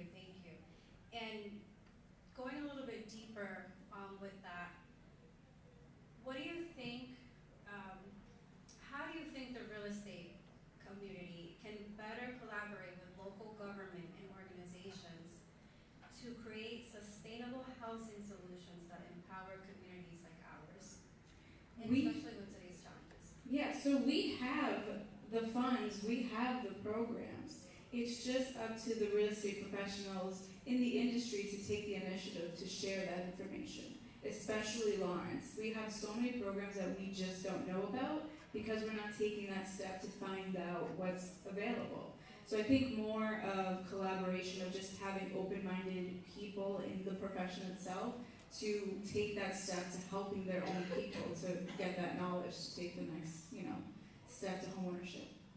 Thank you. And one more question for you. So the real estate market is constantly evolving, constantly changing. What is one thing that you see within this industry that will continue to shape the future of how home ownership looks like for people that live within communities like ours? So I think right now the real estate market is a little crazy. All over the place, specifically in this area as well. And I think it's more of just having the consumers educated on what's happening. Most people don't really look into real estate until they're in it, and it's a little too late because you're already in it. So I think just having general knowledge as to what's going on, even if you're not in the market of buying a property or selling a property, just understanding what's happening so that way you can make an educated step towards the right decision. And hopefully your professional that you do hire is guiding you in that process. So for me, when I'm talking to my clients, I want to make sure that I understand their goals before I actually tell them the next steps as to what they need to do. Because your goal and my goal are completely different. What if they want to have a multifamily, the other one doesn't, or if they're tight on funds? There's different ways that we need to navigate each and every individual and have that process customized to them. So I think it's just making sure that the knowledge is key. We have the program, we have the funds, we have the people. We just have to kind of all communicate together. Thank you so much. And now we're gonna go back to Nella. Thank you. And I believe this question is for the other panelists. In what ways can the public and private sectors collaborate to foster innovation that benefits everyone, particularly underserved communities?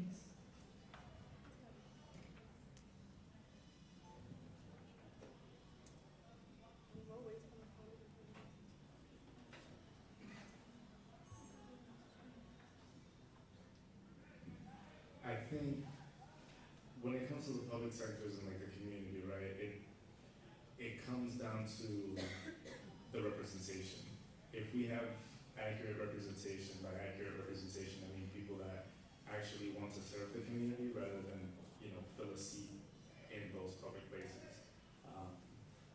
With accurate representation, having people actually be out in the field, asking people, I've seen countless, I don't want to call them politicians, but people in that public sector literally just walking the streets, going into local businesses and asking these local businesses, the bodega owners, the salon owners, nail salon owners, like, what are you missing?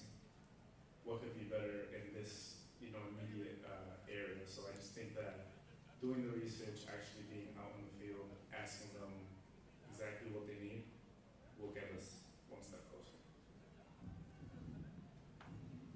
Yeah, I think the same thing with just collaborating, just having people that are willing.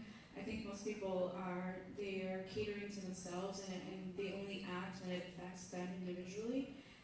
And they're just forgetting that it's going to affect them eventually. If it's not now, it's the next generation. So why not take that step to make sure that the people that are willing to help are in the right seats, they're doing the roles, and they're out there, experiencing the issues that we can correct easily.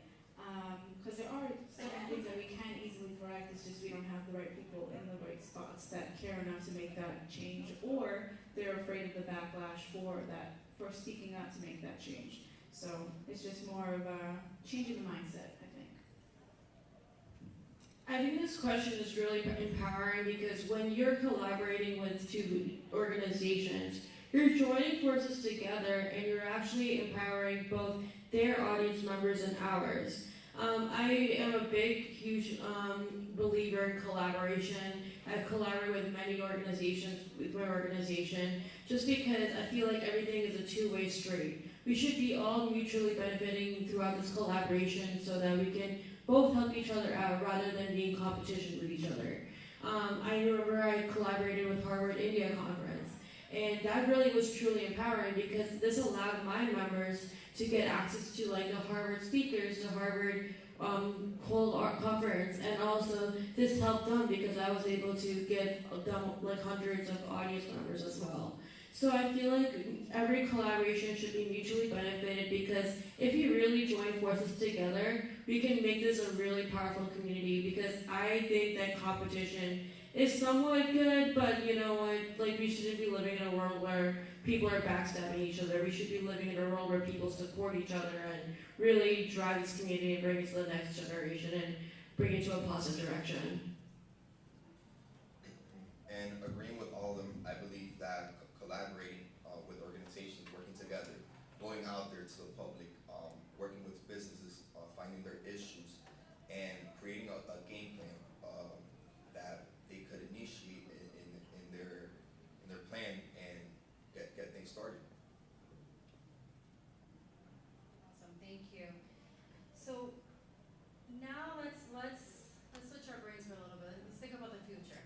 We see technology growing every day, and sometimes technology is great, sometimes technology is horrible. So it all depends. How do you guys see technology evolving in a positive way to help build stronger and more equitable communities? Xavier, we'll start with you. Absolutely. There's a lot of people that are scared of technology, especially with artificial intelligence. But I like to think about it like a pilot, right? Airplanes now, they're considered that they can fly themselves. But we still need pilots to be there. Artificial intelligence still needs humans to interact with it, make sure that it's acting correctly. In the sense that the jobs, the careers that will be created in the future will still need human interaction to correct it. So don't be scared about it. Go to ChatGPT, learn how it's used, and seek those opportunities later on when they come.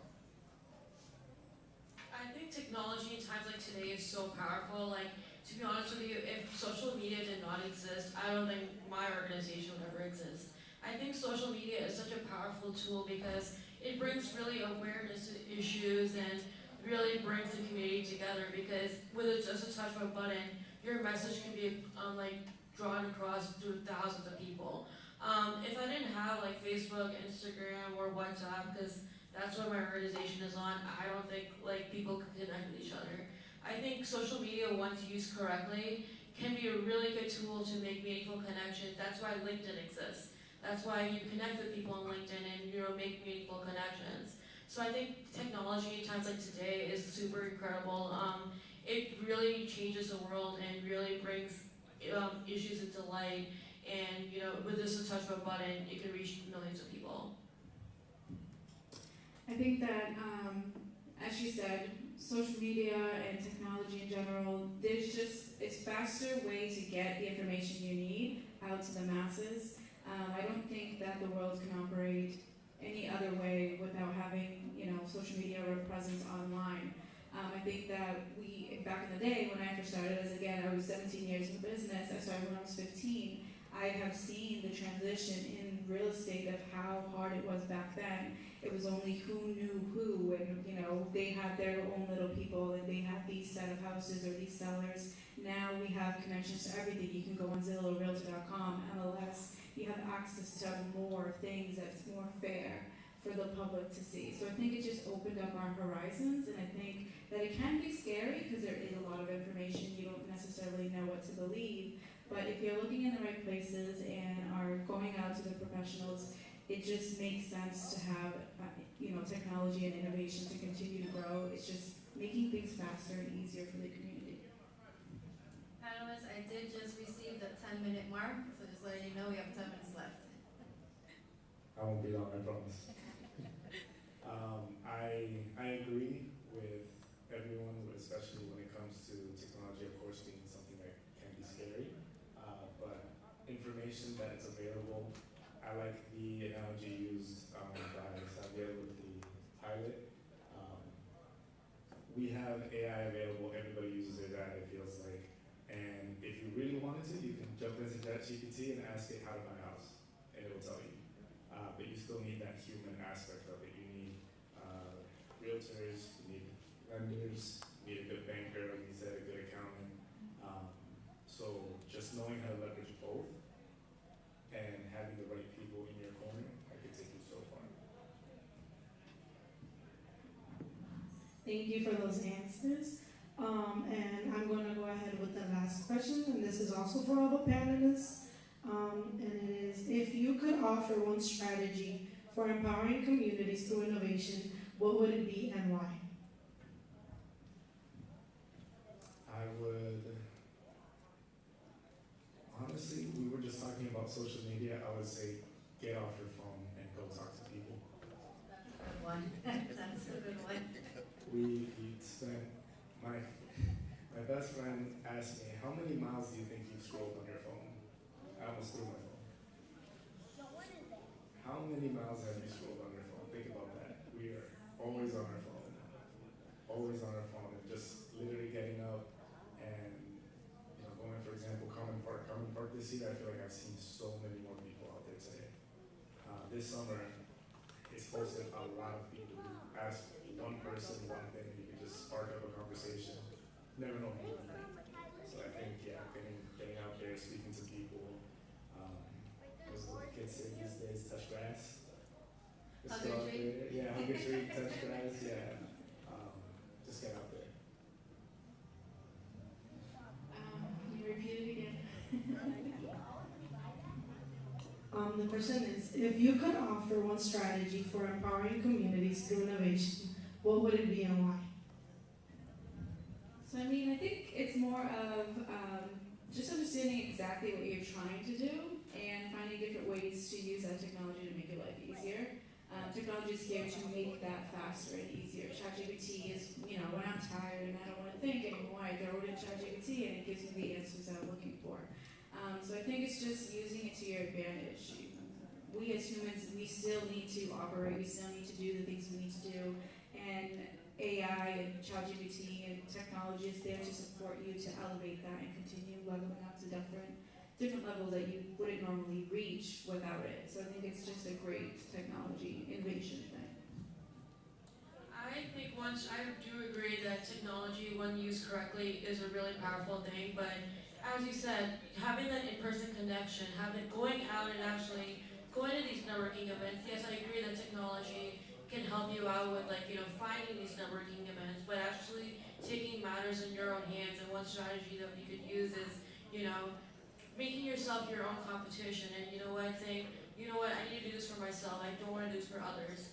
And let me just take the information that the technology holds and really use that to my advantage and go to these events, making connections can be scary. I know when I go to events sometimes and I don't know anyone, I get anxiety, I get scared, but that's human behavior. But I think that once we're able to, really battle that with ourselves and say, hey, I'm going to take matters in my own hands and actually go into these events and really make meaningful connections, they can go a long way. So I think having that meaningful connections by using technology to find these resources can work hand in hand. I definitely agree. I believe that having a balance between the having that human connection, but also using technology to your advantage. You'll create something that's good for yourself and for others as well. Thank you. I was about to hand the mic to Mila here.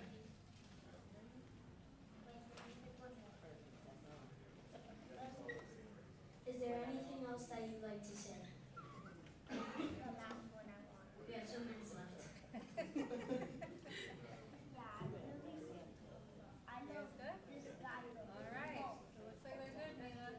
Well, thank you so much for being our panelist for this segment, this section. And thank you for what you're doing for the community, meeting people like you. And thank you for our audience for being great.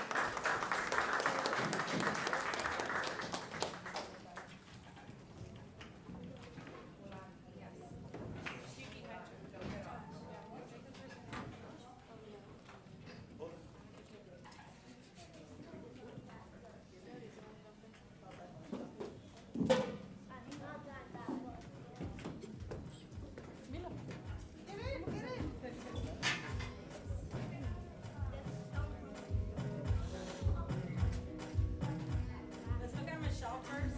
Yeah, look over here. Thanks, guys. Right here, please.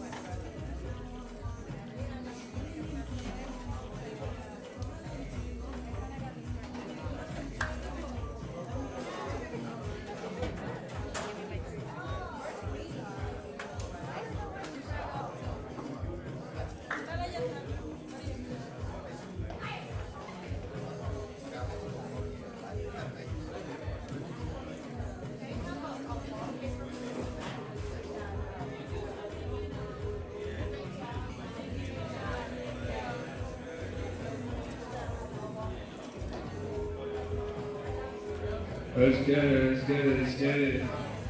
If you could please find a seat. We got a performer coming up. My good brother Malachi, coming straight out of Lawrence, Massachusetts. Y'all give him a round of applause. Let's go, let's go, let's go, let's go. Hometown love.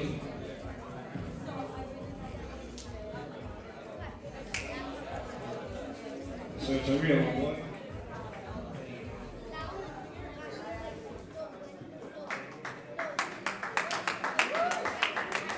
What's going on, y'all? My name is Malachi.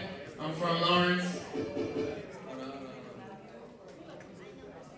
Shout out Minds of Purpose, man. Shout out Haley to the dope event. Shout out all the vendors. Shout out all the performers, the dancers. All 3 days, Friday, Saturday, and today, man. And shout out to y'all, because this wouldn't be possible without y'all. Let me get a round of applause for y'all. Can I have everybody come to the front of the stage? Please give me some energy. Come on, man. Come on. Don't do that. Come on. We about to turn up, man. We're gonna turn up right now. Appreciate you, bro. Come on, bro. We about to go crazy. DJ, let's go. Oh yeah, come on. Come on. Yeah. Early when I come to my session, when I'm with you, no stressing. Girl, you know your body is a blessing. Baby, love my profession. You look just like your best friend. Can we make a connection? You know time of the essence. I wanna know how did we get so far away. Know you wanna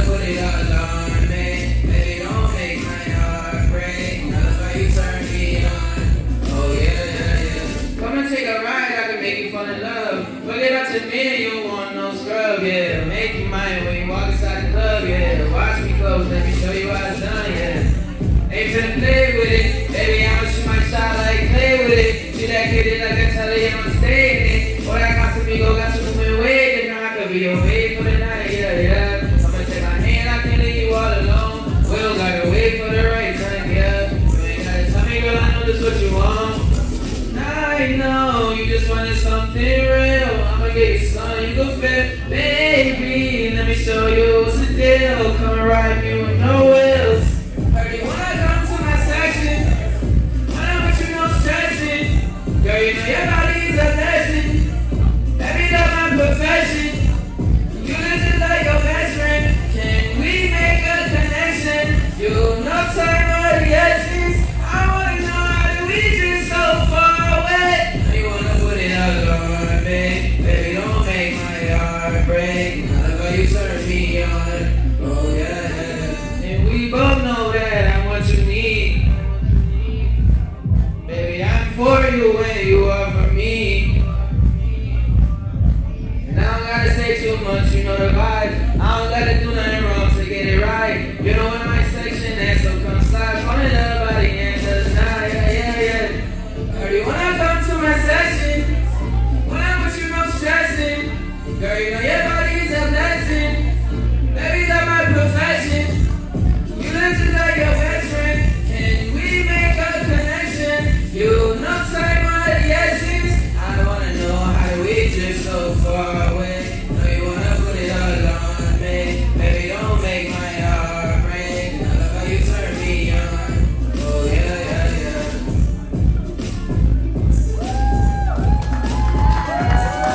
Appreciate y'all. Go, let's get into the next one.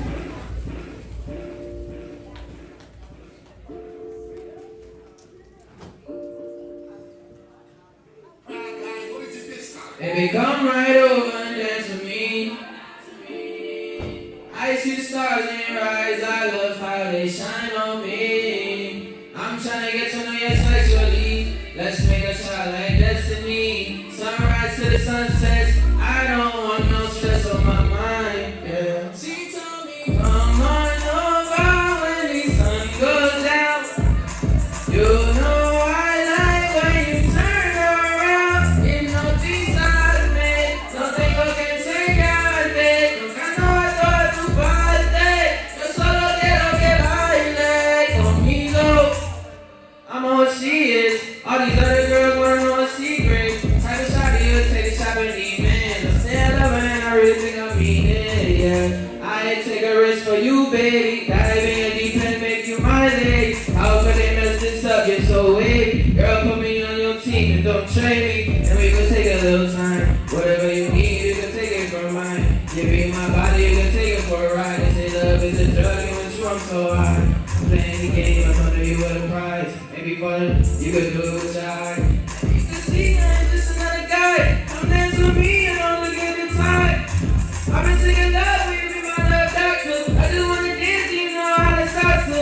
To be honest, I was lost when I found you. They gon' play around, I don't play about you. Have a party and I'm only gonna invite you. I send it at you, I'm expecting you to slide through. She like fight too, still to try you. I just sweet and I hate you. Show me something I ain't seen before we move that way. Right to the end of the night, I'm thinking about you all day. I see the stars in your eyes, I love how they shine on me. I'm tryna get to know you sexually. Let's make a child like destiny. Sunrise to the sunset. I don't want no stress on my mind, yeah.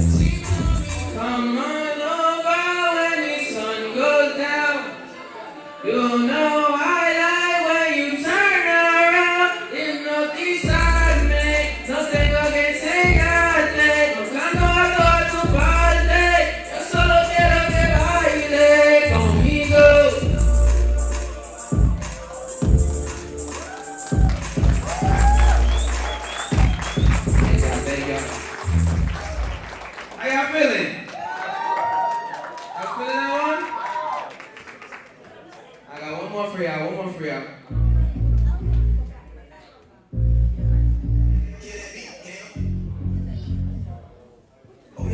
Let's go.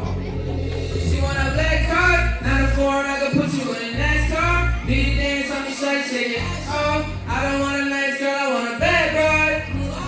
I got 5, wanna meet me at the dance floor. Lord knows all I want is your love. Don't be shy, cause I need more than a friendship. Get my lines, I be waiting for the message. I wanted to hang, but I just wanted to start. You could bring a friend with you, I'm trying to menage. Hop inside the spaceship, fly you out of Mars. Think I fell in love with the way you take it off, alright. Put the money in the mattress, rollin' with my dogs, and they really than your captions. I've been with a PC, went with a catfish. We done made a film, I done turned into an actress. I wanna lie with you, I'll be your stress relief. I like your energy, it bring out the best in me. Girl, I take you out the street, no sesame. Fall on top of all the baby, respectfully. Slow it down when we roll up, she like us. Side and freak, I'ma put it in a book out. We in the bed, in the shower, and it's so far. One time, all it takes, I'ma pick up when you call me. She independent, got these other old salty. I fell in love with the way you put it on me, and I know she want a black car, not a foreign, I can put you in a NASCAR. So you dance on me, shake it. I don't want a nice girl, I want a bad broad. I got 5, wanna meet me at the dance floor. Lord knows all I want is your love. Don't be shy, cause I need more than a friendship. In my life, I'll be waiting for the message. Throw it back, baby, no. And the way she move up, all this shit done got me on now. She took and turn around like a doorknob. Ain't like friend lost you, you did a poor job. Now I got you running around with the Porsche out. Put you on the way, she rockin' to your socks. Take the limousine, we going like 4 blocks. Know they might too if you callin' them yo ops. You know I'm loyal, baby, I won't lie. Ain't no switching, I'm staying on your side. But other guys, I just wanna make you mine. So they just wanna waste my time. Those damn women cruising the street. It's a NASCAR, baby, and don't come with a key. She don't ever call back, cause you shawty with me. Want a black car, baby, you don't get it for free. She wanna, not a foreign, I can put you in a NASCAR. So you dance on me, shake it. I don't want a nice girl, I want a bad broad. I got 5, wanna meet me at the dance floor. All I want is you. Don't be shy, cause I need more than get my life, I'll be waiting for the message. Thank y'all, man. Thank y'all so much, man. Thank y'all, man. My name's Malachi. You can follow me at Malachi_B22 on IG. Y'all already know. Let's keep it going.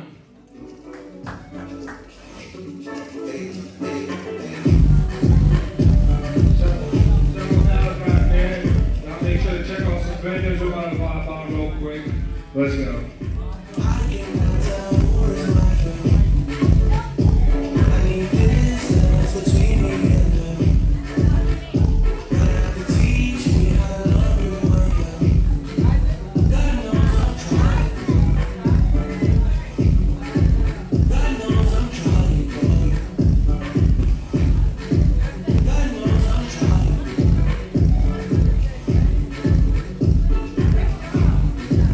God knows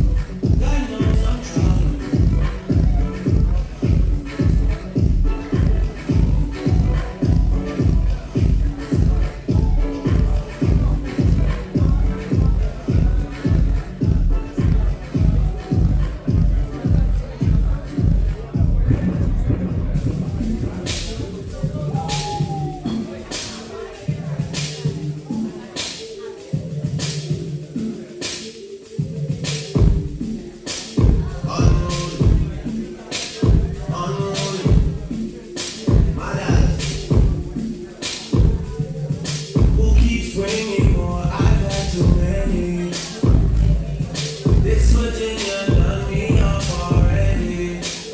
I'm done for real, I might just say how I feel. I'm done for real, I might just say how I feel. Don't switch on me, I got big plans. We need to fall to the islands and get some gold, no spray tans. I need you to stop running back to your ex, he's a waste man. I wanna know how come you can never slash and stay friends. I'm done for real, I might just say how I feel. I'm done for real, I might just say how I feel.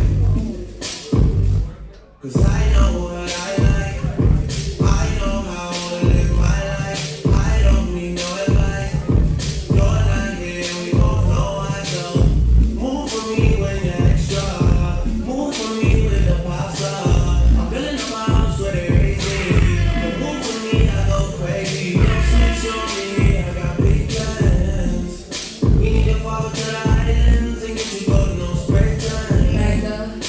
I need you to stop running back to your ex, he's a waste man. I wanna know how come you can never slash and stay friends. I'm done for real, I might just say how I feel. I'm done for real, I might just say how I feel. I know we can't keep it together forever, 'cause you're crazy sometimes, and I only see you sometimes. Move for me when you're extra, move for me with the pasta. I'm building up a house where they raise me. You move with me, I go look, just don't switch on me, I got big plans. We need to fall to the islands and get you gold, no spray tan. I need you to stop running back to your ex, he's a waste man. I wanna know how come you can never slash and stay friends. I'm done for real, I might just say how I feel. I'm done for real, I might just say how I feel.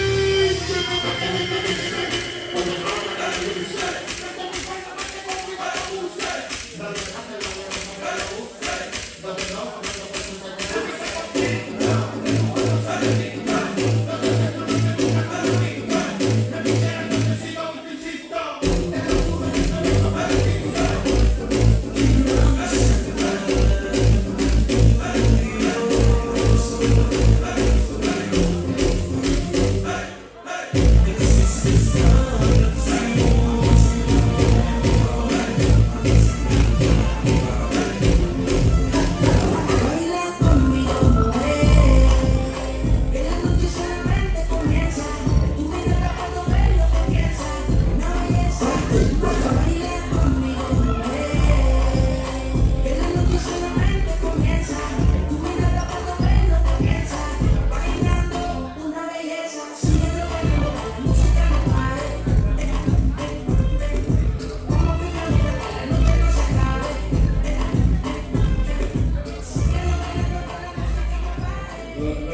Let's go. Just like that, we're back on. Coming up next, we got Utopia Dance Company. They're about to rock out. Clap it up for them. Come on, give them a round of applause. Come on. Let's go.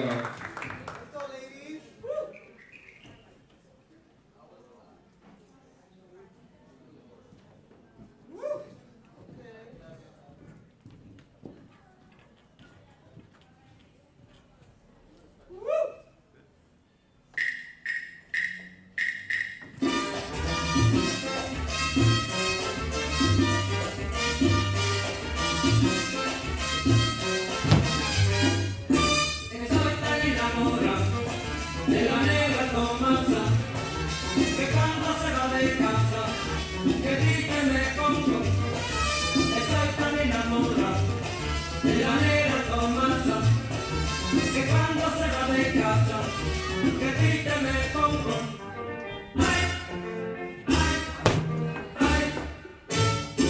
Esa negra linda cámara que me dio mi longo. Esa negra santa cámara que me dio mi longo.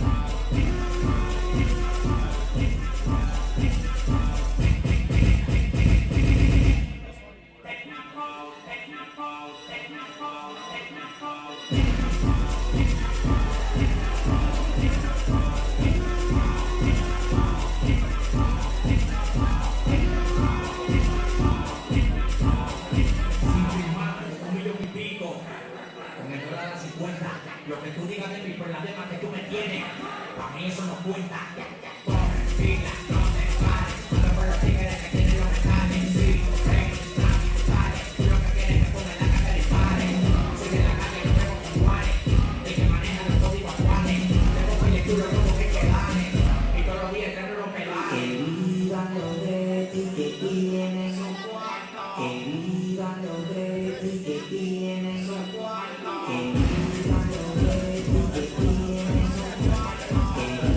Let's go. Coming up next, well, DJ. Coming up next, we got Delphi Exclusive Lands. Come on, clap it up for them. Let's go.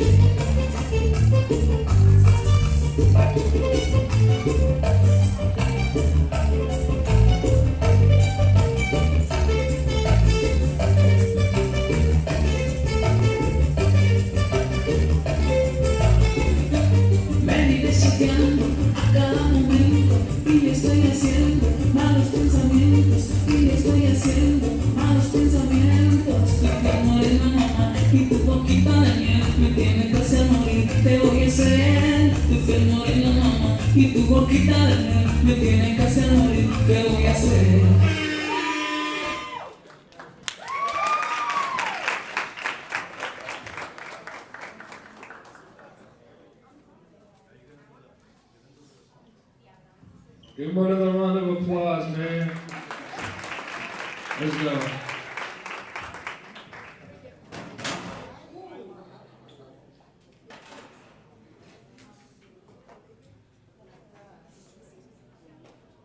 Hi guys, my name is Delphi with Delphi Exclusive Events. So what you guys just saw was a beautiful quinceañera who performed a surprise dance for our party. I have another group coming up, but a little bit of what we do is we offer choreography, photo booths, 360 booths, DJ, robot entertainment, all things fun. So if you guys have a party coming up, it doesn't have to be a quinceañera, we do weddings, baby showers, and everything. Please hit us up, Delphi Exclusive Events. Give it up for my second group. This is going to be Melanie's surprise dance.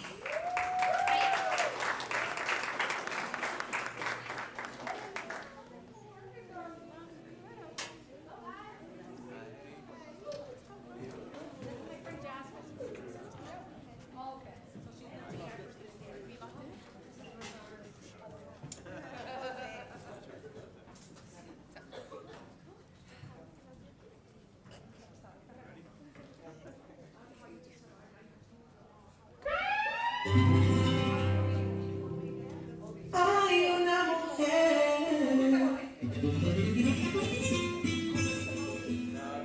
que domina mis sentidos con solo tocar mi piel, y como a mí también. A otro hombre esto le puede suceder.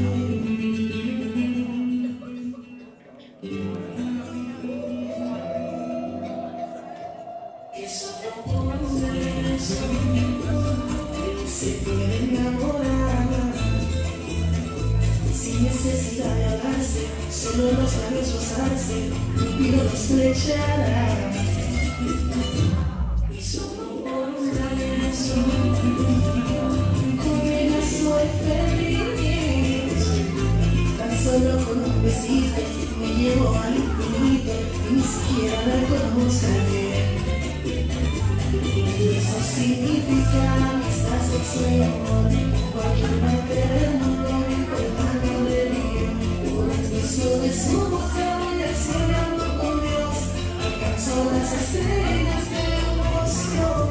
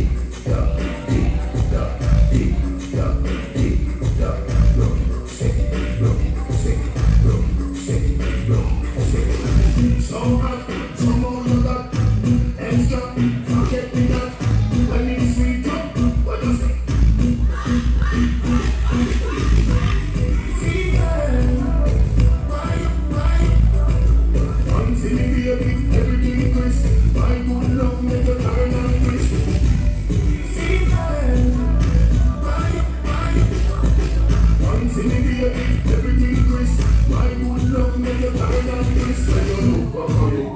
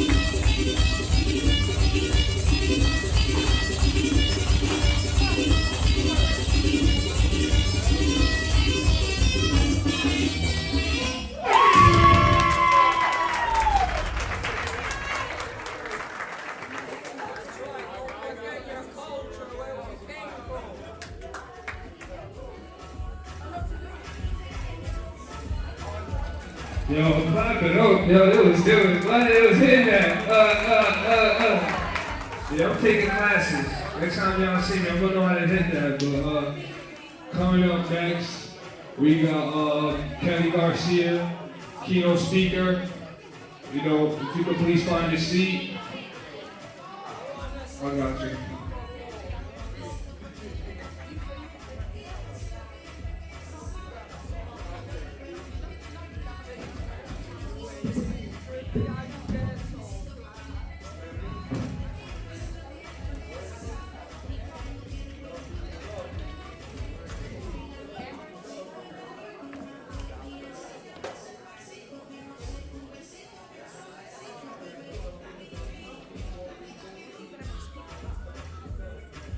If everybody could please find a seat. We got keynote speaker Kelly Garcia. Make your way, find a seat. Tune in. Let's go. I got you. Yeah, right over here. I got you.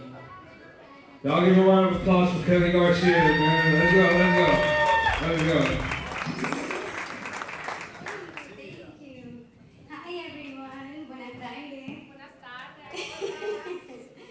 I will keep this super short and brief, but first and foremost, thank you so much for having me. My name is Kelly Garcia. I am a proud city councilor at large from Chelsea. Is anyone else from Chelsea, Mass? No? My brother is in the audience. Bueno, primero que todo, muchas gracias por la invitación. My name is Kelly Garcia. Soy una de las concejales at large in Chelsea. But my public service didn't start in January. I ran for Chelsea School Committee at the age of 21. And so I was super young, freshly out of college. And I often get asked, why public service? Why are you an elected official? And the answer is simple. When my mother, who came from Puerto Rico, anyone Boricua? When she was a high school senior, she was asked, she went to her guidance counselor and asked, what's his name?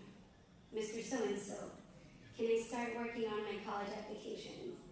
And his response was, you have an accent, you can't go to college. No one will accept you.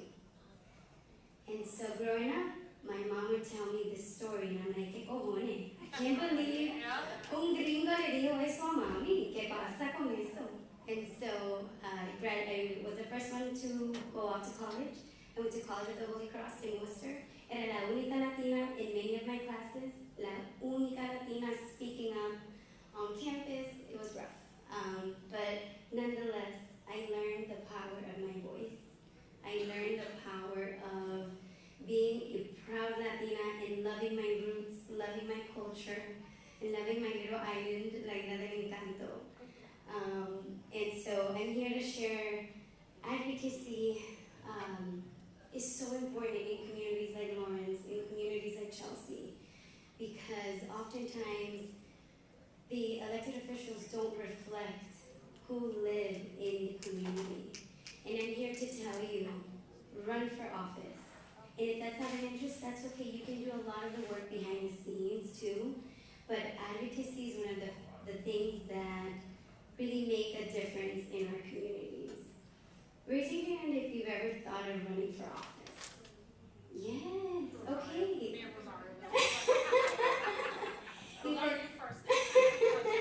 Ustedes viven aquí, en Lawrence. In Lynn. Oh, Lynn, we need, yeah. Lord Jesus, all I hear about it is, yes.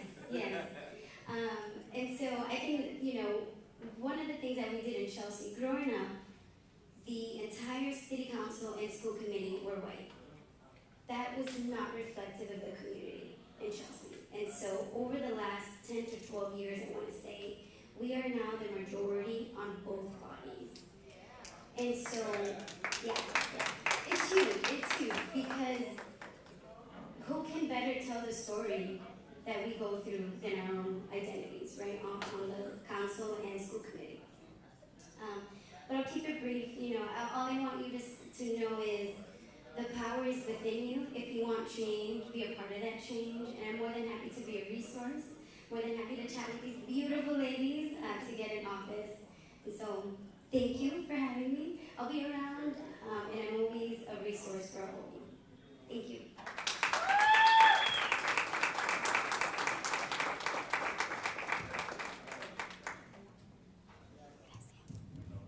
Let's go.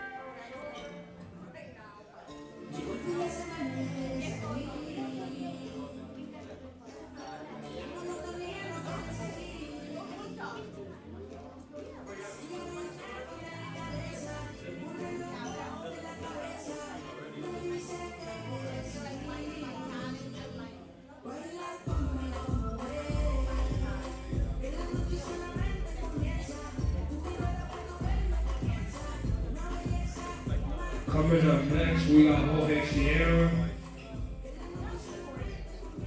You may find a seat. You're more than welcome to find a seat.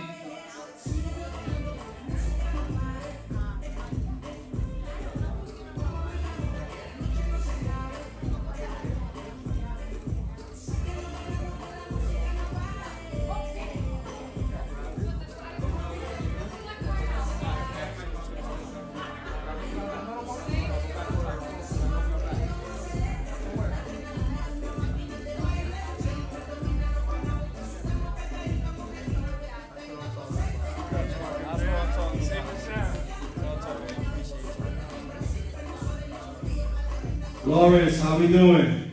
Good.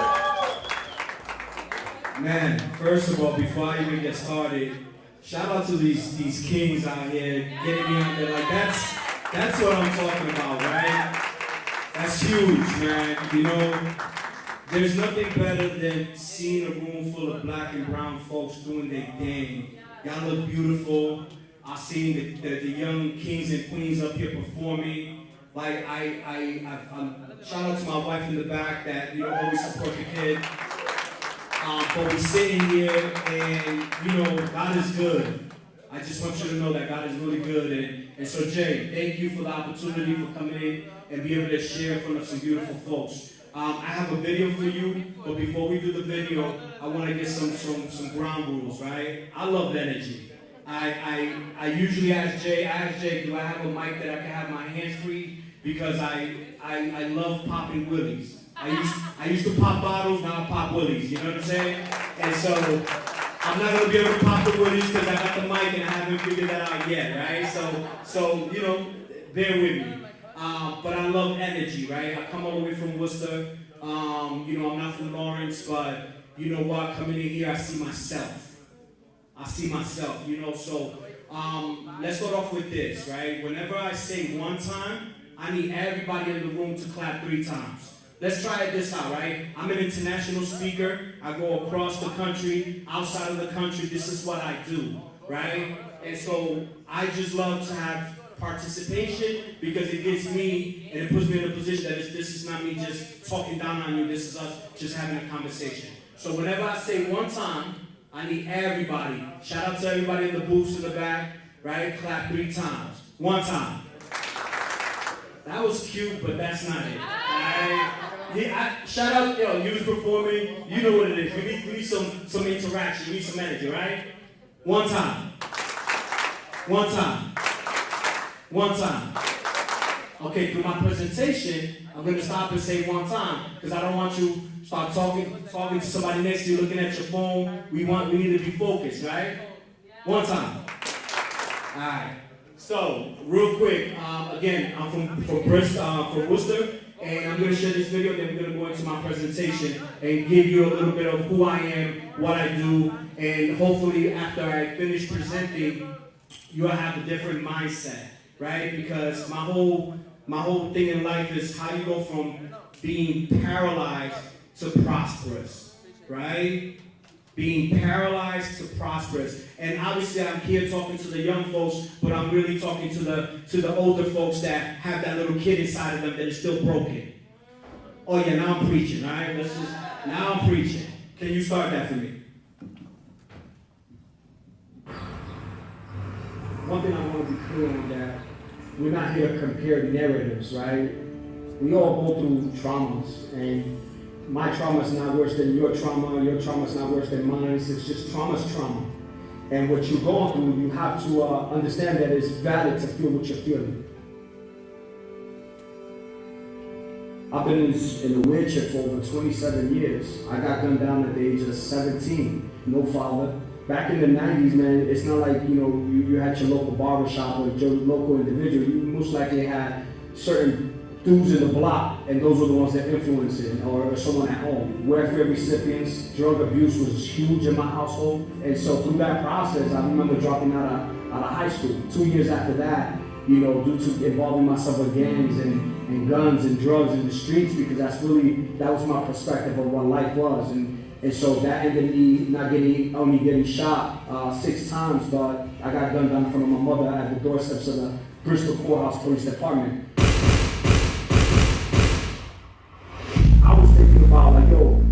I can't feel my legs. If I had to describe my emotion, I was devastated.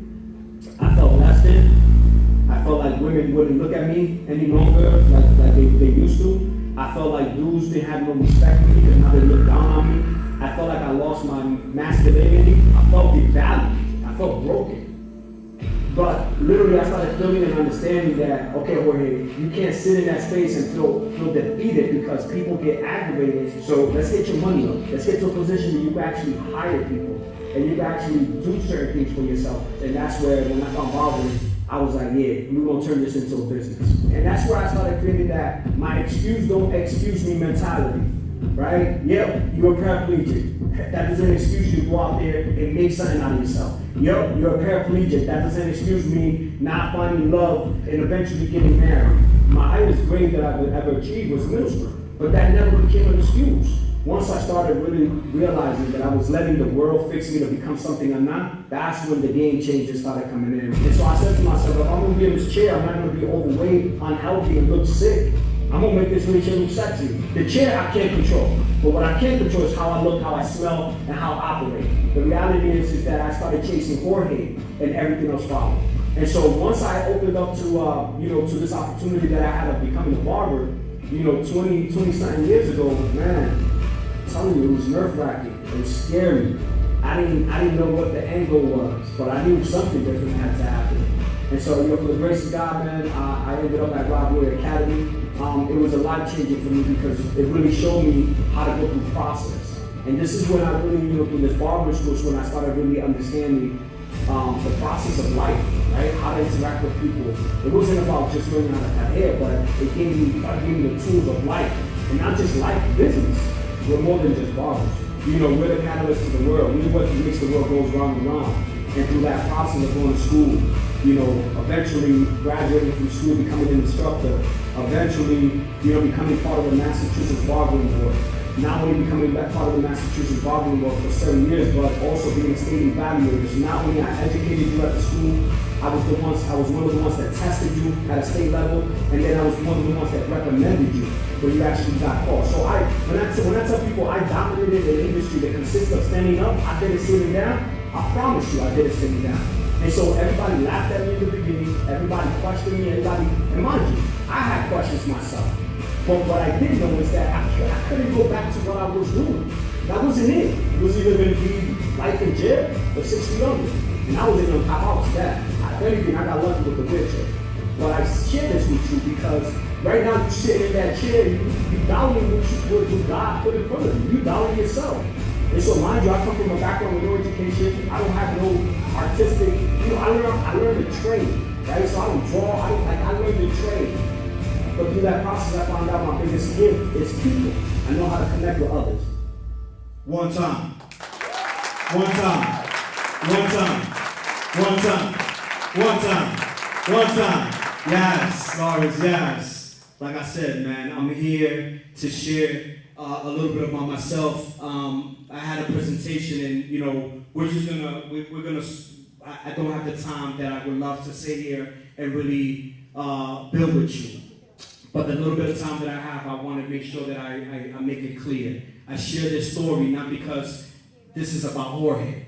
I share this story because this is about us, right? Trauma's real, right? Way before I got put in a physical chair, I have what we call the paralyzed mindset. I want that to sit down for a minute, let that breathe a little. Some of y'all walking around, looking good, smelling good, but y'all got a paralyzed mindset. Y'all letting society change you and become something you're not. You're so caught up trying to catch up to the Joneses that you don't even know who you are. It's real out here.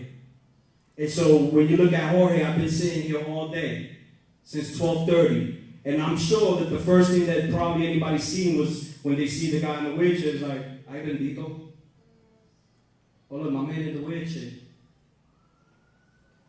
And I promise you, this is why it's my job to be able to help individuals go from that paralyzed mindset into that prospered mindset. Growing up, I see a lot of young folks in here from different ages, and I remember being 6 years old, running around my house, got raised by grandma, and, running into rooms where I found my grandfather and uncle with needles in their arm. See, these are the only two male figures I've ever had growing up. And so for a long time, I dealt with drug abuse at home. I dealt with chaos. I dealt with just insecurities because I grew up in a house not only of females, got raised by grandma, but the two male figures in my own household were not role models that, even at that age, I was like, I don't know what that is, but I don't like that. And so I grew up in a space where you're either a victim or victor. You know what I'm saying? And some of us play into our traumas in ways that we let our situations determine who we are. And I want to sit here and really just talk to you about what do I mean by that. When I said I'm here to talk to the young youth, that's I'm always talking to myself. But I'm also talking to you grown folks in here that haven't still healed that little kid inside of you. That little girl, that little boy. That we've gone through some personal traumas, that we still operate off of some characteristics that don't align where we say we want to go and what we're actually doing. Does that make sense? One time. Don't fall asleep on me. One time. One time.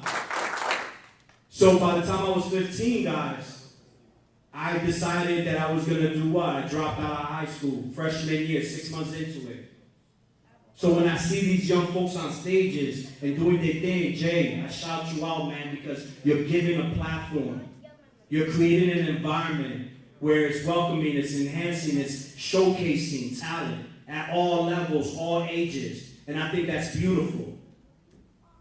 See, what I had and what a lot of us had probably is just looking for attention, looking for environments, which that led me dropping out of school. 2 years into that, I caught a case with drugs on.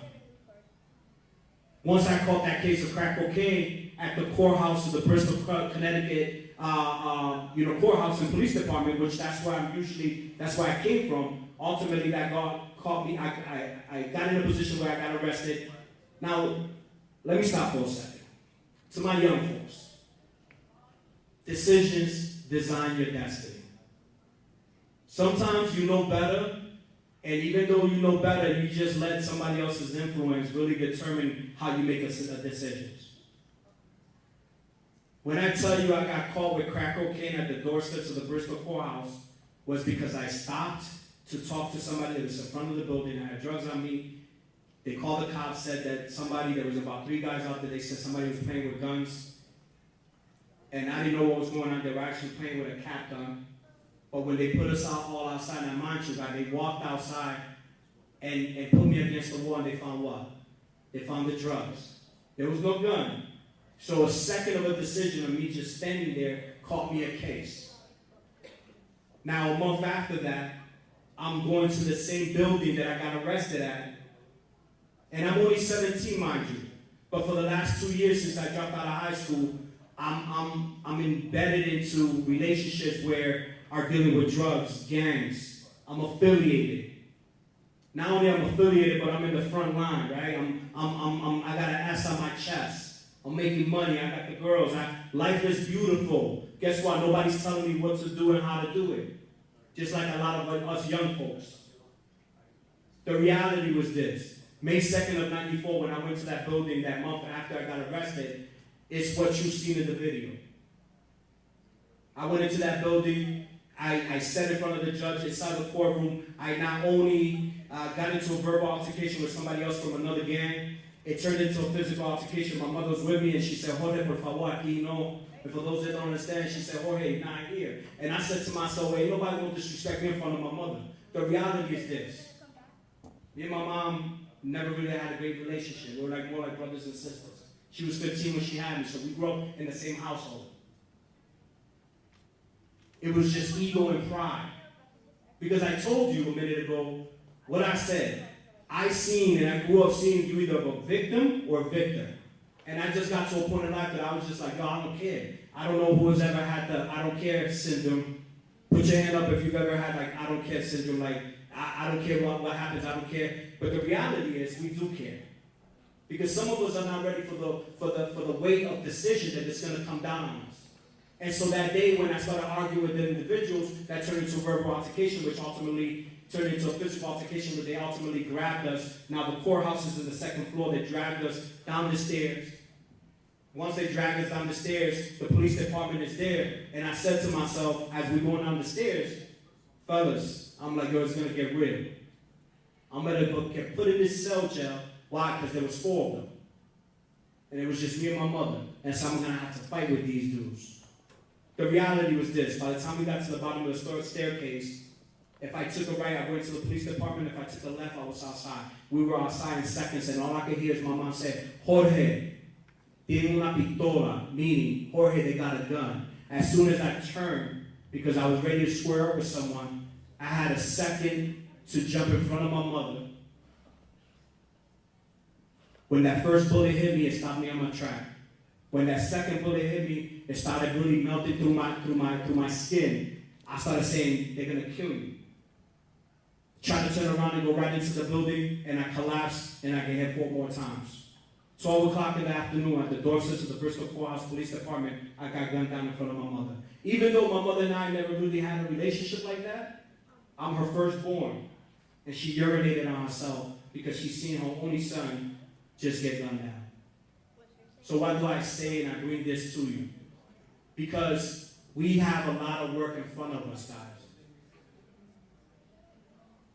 We talked about different things on this panel. We talked about how can we create impact Impact starts with what Jay is doing. Impact starts with us men making sure that if it's not our son and it's not our nephew, it's not just because they're not family, you're not putting them to the side and letting them know, no, that's not right. That's not a man characteristics. It starts with us.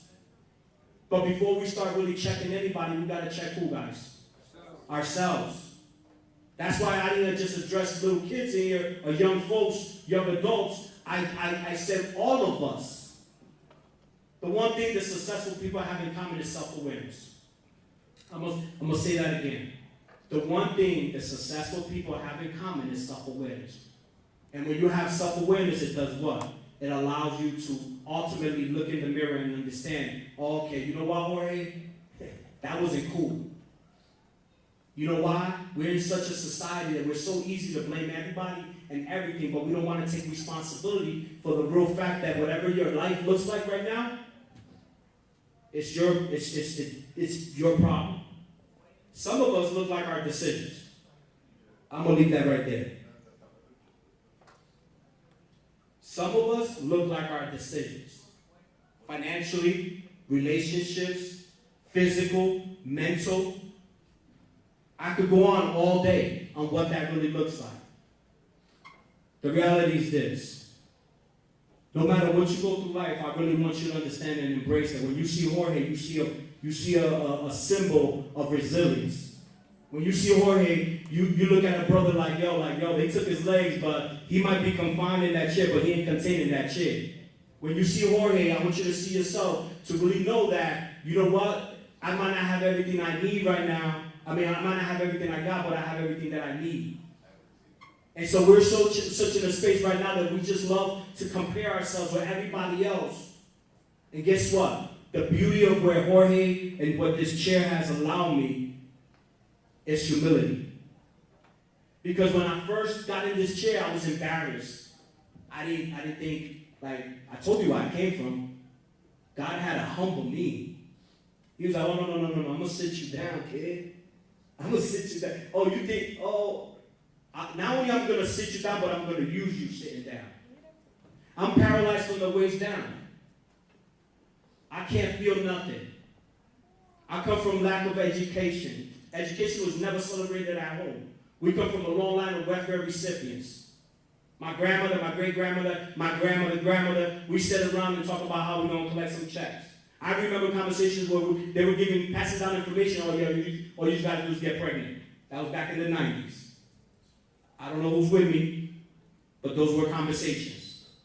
Praise God that we're in a different time, and we're seeing what we're seeing, and we got brothers like Jay creating the platform, and entrepreneurship looks like sexy, and our brothers and sisters of black and brown are not only understanding that ownership is everything, but working from the inside is all.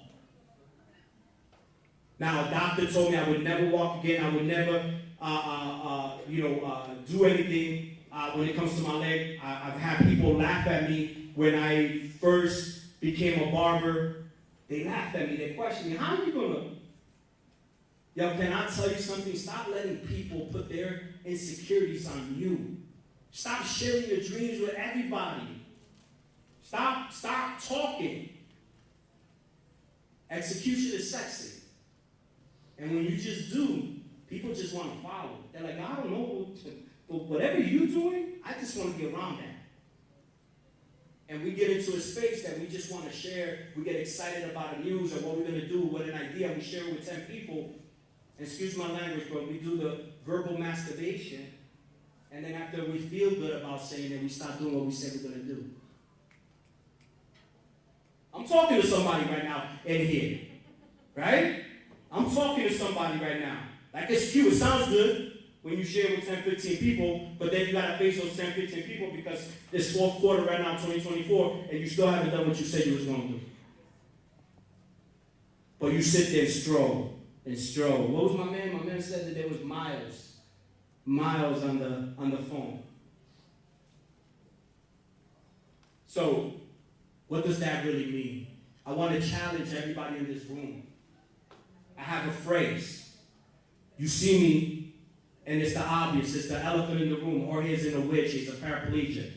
But I run circles around a lot of people. I promise you. I promise. Now, I promise you I run circles around a lot of people. So I want to really give you some game. Because this is not about me, right? I use what I've gone through because physically you can see I'm going through a challenge. But we do deal with this thing called mental health, and it's real. And it's real. Depression is real. Trauma is real. So I would never tell anybody to get over something because I would be disrespecting you. But I'm going to tell you something. I'm here to tell you that we're going to get through something. And you have two choices. I don't make things deeper. I'm an educator in the sense that I really love to help my folks, my people, my community. I love to show people that, like, yo, like, it's just a mindset. And so it's easy to really sit in a position where we just feel sorry for ourselves. We make it more difficult than what it really is. You're either going to do it or you're not. That's really it. That's the secret to Jorge's success. This is what you say you was going to do, but you're doing this. What is the contradiction between what you're doing and actually saying you're going to do? That's a huge, and so this is where I want you, number one, to identify what is your wheelchair. Because to me, yeah, I got the physical thing. I told you I made this look sexy. Everybody always wonder, like, yo, did your girl knew you, your wife knew you when you was walking? I was like, nope, I'll make this wheelchair look sexy. I promise you. She just seen, she was like, I don't know, but I gotta have that. I gotta, yeah, clap that. Shout out to my wife, right? Why? Confidence. Execution. Man, listen, we could be on the uglier side, right? Because I think we're all beautiful in our own way. But we could be on the uglier side. And I don't think I'm a handsome man, but I'm gonna make it look handsome. Because at the end of the day, anybody that's about something don't want to be around nothing. Period. Right? So what is step number one? What is your wheelchair? What is paralyzing you right now? We are about to enter fourth quarter of 2024. And if you're that January 1st, new me, new year, you already lost. Oh yeah, I'm going to get out of people's business with that one. You're already lost. For those that are, I got 3 weeks, I got 3 months, I'm going to wait till Monday. No. See, that's a mindset. I'm 48 years old. I don't have time.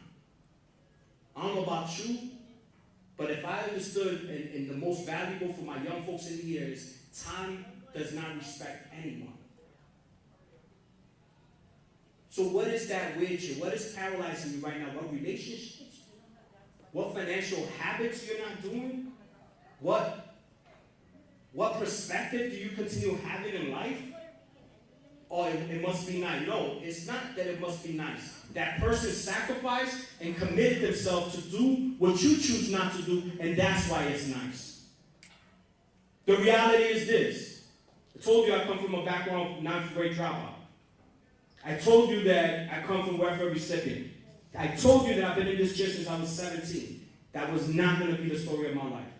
And even though I didn't know what that really meant, what I did know is that I couldn't continue doing the same thing over and over. That's insanity. So, what is that for you? I need you to really start processing. I need you to go home and really break down what are the 1, 2, 3 things that, yeah, Joe, you gotta change. Samantha, you gotta stop blaming. Some of us are still dealing with trauma with things that people actually did to us. And I'm here to tell you, I get it. But you can't give no one or anything that stronghold over your life. And some of y'all prefer to sit there and not get professional help. Guess what? It's a taboo in the Hispanic and Black community to go see therapists. I'm here to tell you, stop playing with it. Just like your car, how many of you guys drive? Every 3 months we do what? Some of y'all. Some of y'all better go get that oil. Stop playing. Alright? But most importantly, you're not tuning yourself up. You're not investing into yourself. You're more worried about what you're wearing, what you're driving, what kind of status you're looking out there. And I'm going to promise you, I'll tell you this. You're going to lose the game. So start working from the inside out. Your perspective is everything. As a coach, as a speaker, as someone that just came from Brazil last week, internationally, and I had a young man tell me, sign my name, my signature on his arm and tattooed it on him the next day, I was blown away. I told my wife, and she was like, hold on. Who signed you? I was like, it was a man. Oh, she was like, oh, okay. Oh, okay. It was about to get real. I was like, nah. And then my man was like, but if it was a girl, you still got it. I was like, bro, stop. Stop. Get out of my business, all right? We're not doing that. But how did I get here? How was I able to do that? I'm not deeper than you. I'm not smarter than you. I'm not sweeter than you. I just understood perspective. I understood mindset. I understood shifting how you look at life and how you look at things. So I have this thing that is called walk, my walk process. And I'll quickly share because I know I'm running out of time. And I wish I could stay here and chop it up with you guys and really, really build together. But my process falls into 4 areas. Number 1, what is your weird shit? Like, you gotta identify that. And I don't want you to just think it through and say it to yourself. I need you to write it down on a piece of paper. Like, really, it's 4th quarter. What we been talking about? Some of y'all just make it too deep and y'all do a brain dump. And I get that because I want you to do the brain dump because it has to be. You gotta pour it all out. But stop getting overwhelmed because you think you gotta do all that together. Out of that brain dump, start with that first thing that you put up there. Don't make it deeper than what it is. One thing at a time. One thing at a time. Secondly, you have to aspire to want more. Like, I get it. You know, some of us are comfortable. Some of us are scared of success. Why? Because then we get more responsibility. That's the reality. I was just telling Jay, I was like, yo, I'm proud of you. Wasn't I just telling you outside? He's like, bro, this has been a challenge. I said, of course it was. If it was easy, everybody would be doing it. But that's why he's getting the blessing. That's why that pressure that he's had the last 3 days is going to make him even a better person, a better entrepreneur, a better man. He's going to be able to continue to do the impact that he's always seeked to do. Because he puts himself in position that a lot of us won't do because we're afraid of looking embarrassed. We're afraid of what it would look like. We're afraid that somebody's going to look at us funny. And it's like, by the time you get it together, you already wasted 5, 10 years. So I'm here to remind you, aspire to be better. Whatever that is for you. For me, I'm in college right now. I'm finishing up my undergrad next semester. I'll be going to grad school. The goal is PhD in IO psychology.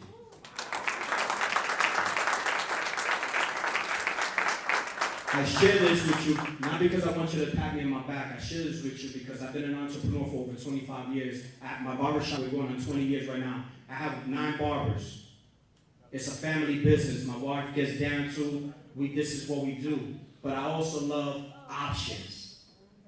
And so some of y'all like options, don't love options. So you're not willing to put your hands in the fire. Somebody said, Jorge, you're 48. By the time you get your PhD, it's going to be time to retire. And I said, praise God. Why? It's not the degree that makes me. It's the process to the degree it's going to make me.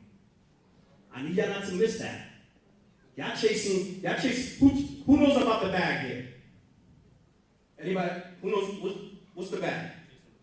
Yeah, chasing the bag. Who chased the bag here? Okay, what is the bag? The bag's my dreams. What's your dreams? My dream? Financial freedom. Financial freedom?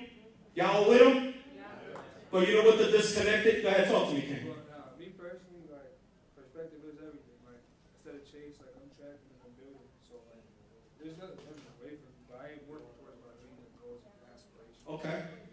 But we're talking about the bag. Do you chase the bag? No? And we chase the bag, right? You chase peace?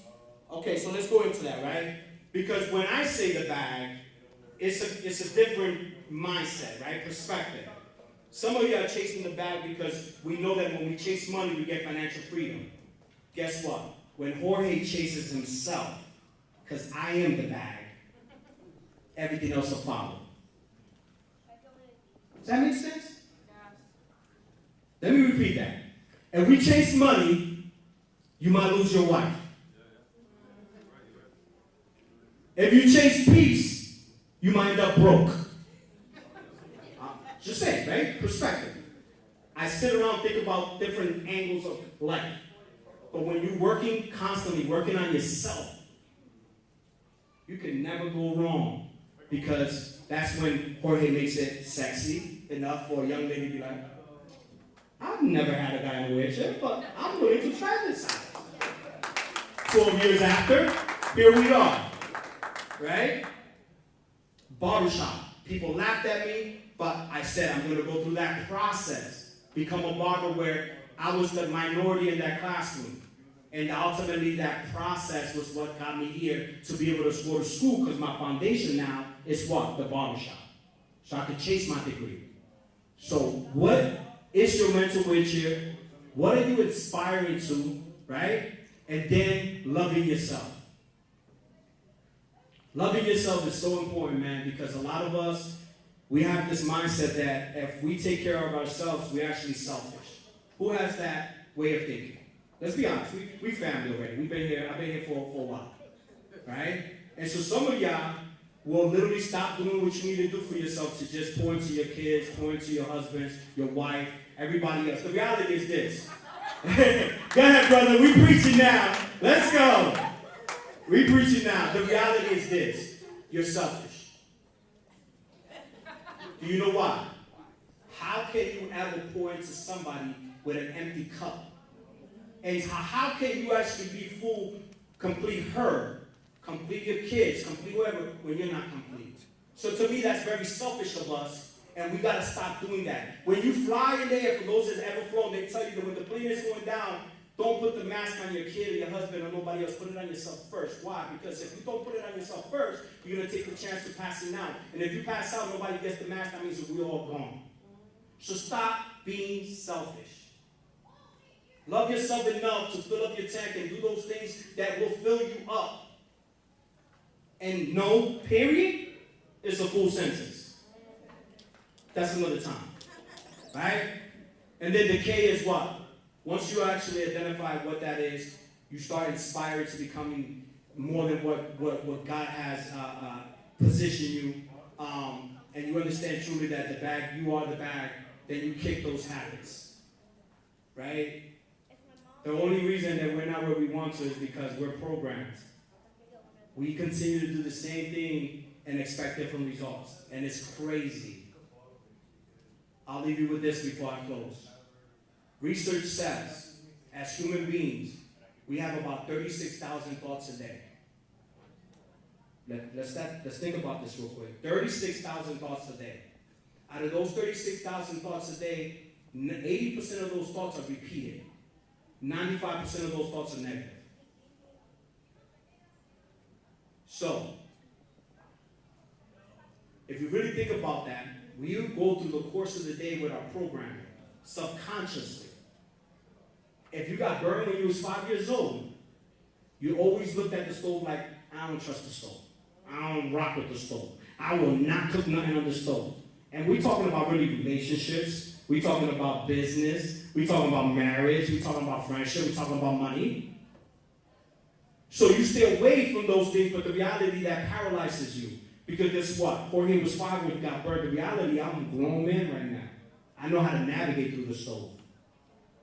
But we'll keep telling ourselves what are the things that we won't do because we had a bad experience, and it would feel like if it was yesterday.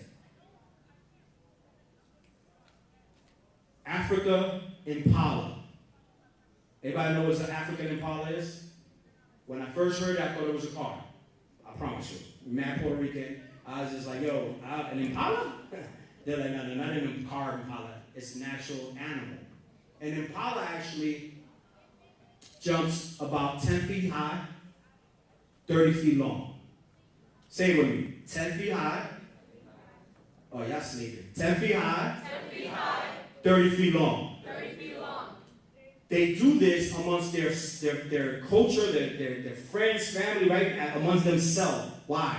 This is how they get away from predators. This is how they play. This is their survival skills in the wilderness.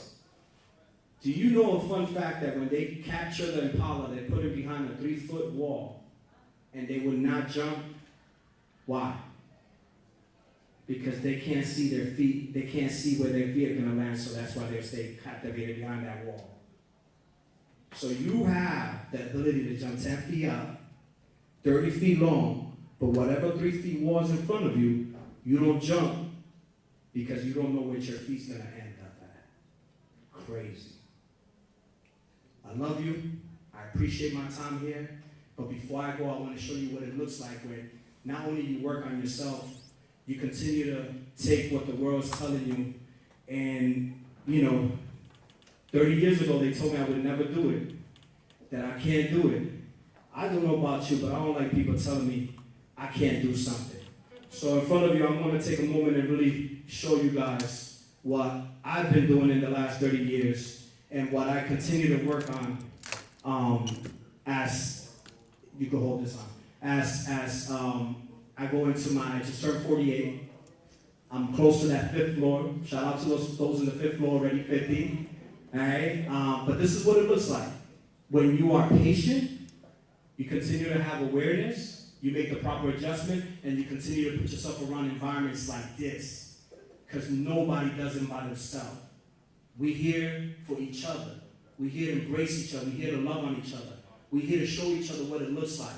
Stop letting the world divide us. Stop letting the world whisper in our ear, because we're beautiful, we're resilient, strong culture that we just refuse to lose. We have that mindset. And so this is the catalyst, is what it's going to look like for the rest of not only our state, but our country and everybody else around us. One time.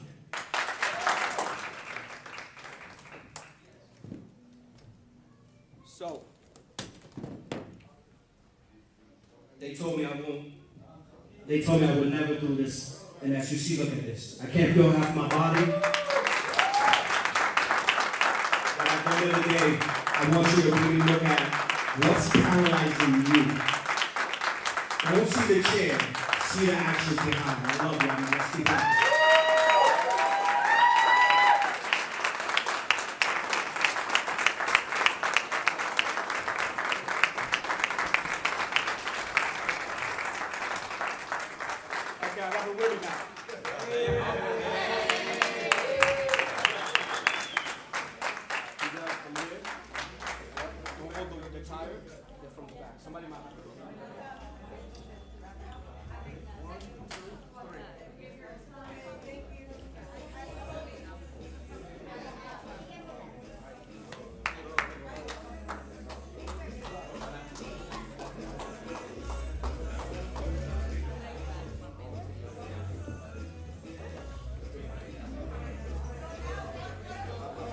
Yo, y'all clap it up one more time, man. That was beautiful. That was better.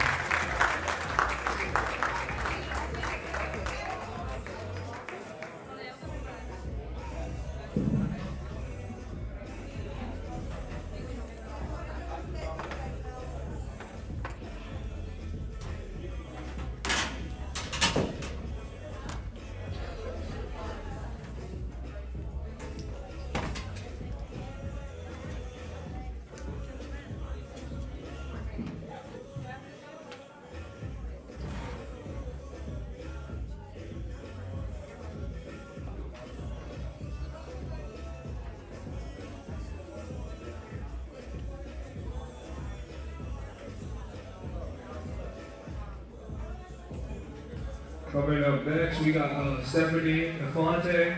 If you guys want to find your seats, we got a parents coming up.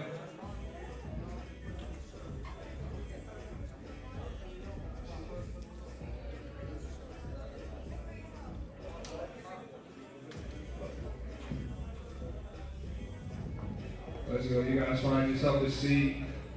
Get seated.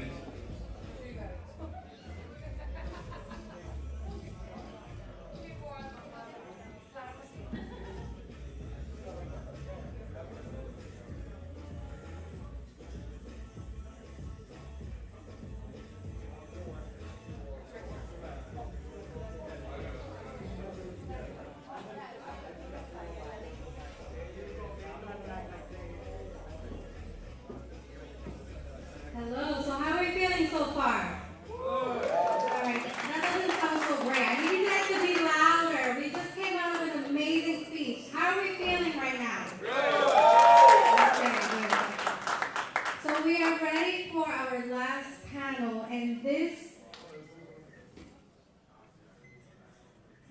sorry guys, I don't have the other paper with me that says the topic of this panel, but we have another amazing panel, and here with me for this one is Antonella again, and we have Katie being the co-moderators with me. All right, when you hear your name, panelists, please join us here on stage. We have Rosario, Faustina, and Carolina here with us today.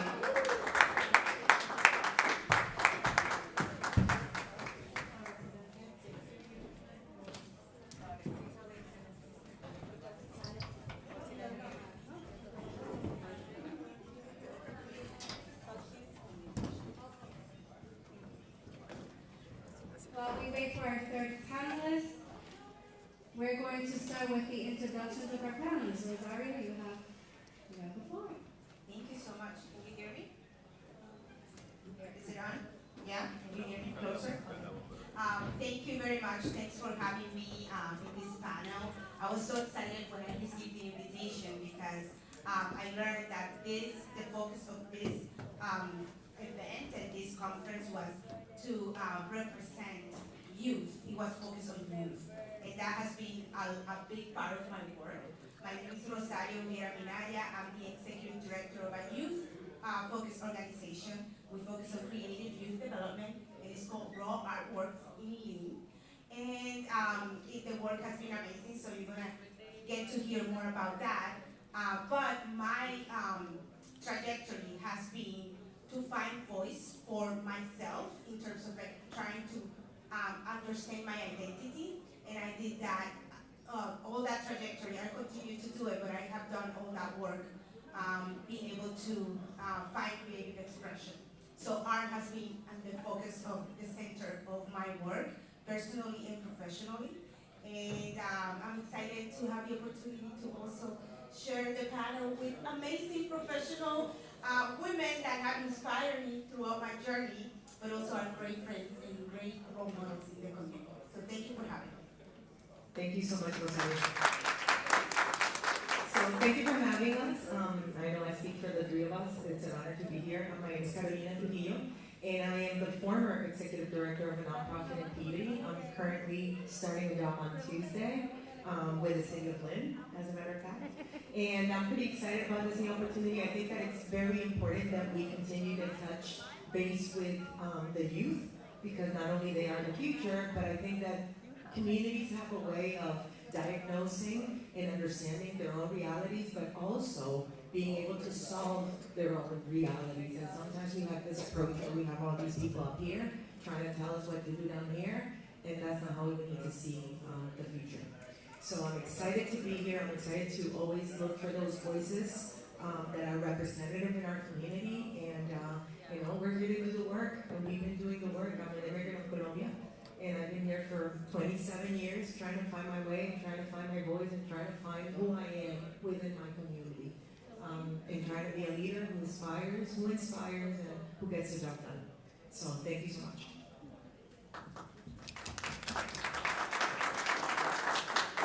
Buenas tardes, mi gente.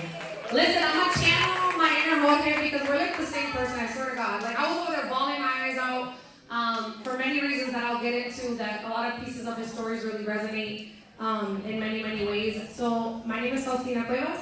I was born in Salem, but raised in Lynn, Massachusetts, which I call home. I'm very blessed to call the place where I work and live home. I have the honor of working for our mayor. I work for the mayor as his senior advisor and also the city's first diversity, equity, and inclusion officer, which is a humbling experience to come full circle and be in this position working in your community in a building that you didn't really feel welcomed in growing up in, right? That you were your mom's trans leader and you were looked down upon and you were looked down in a certain way walking into this building that was built by people that look like us, that was built by people that built the foundation to this country.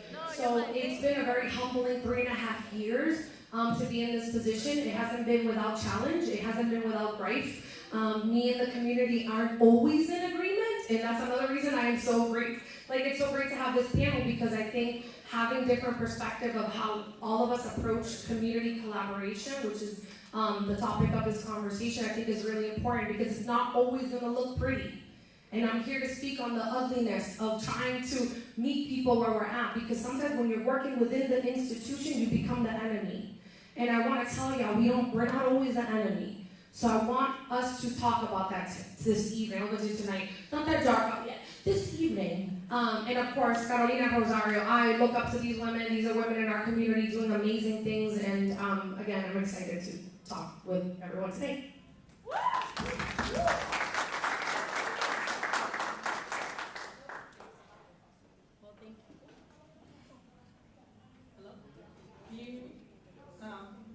Well, thank you for introducing yourselves. I'm going to start off with the first question. The first question is, how do you define community collaboration, and what have some of the most impactful collaborative efforts you've been involved in?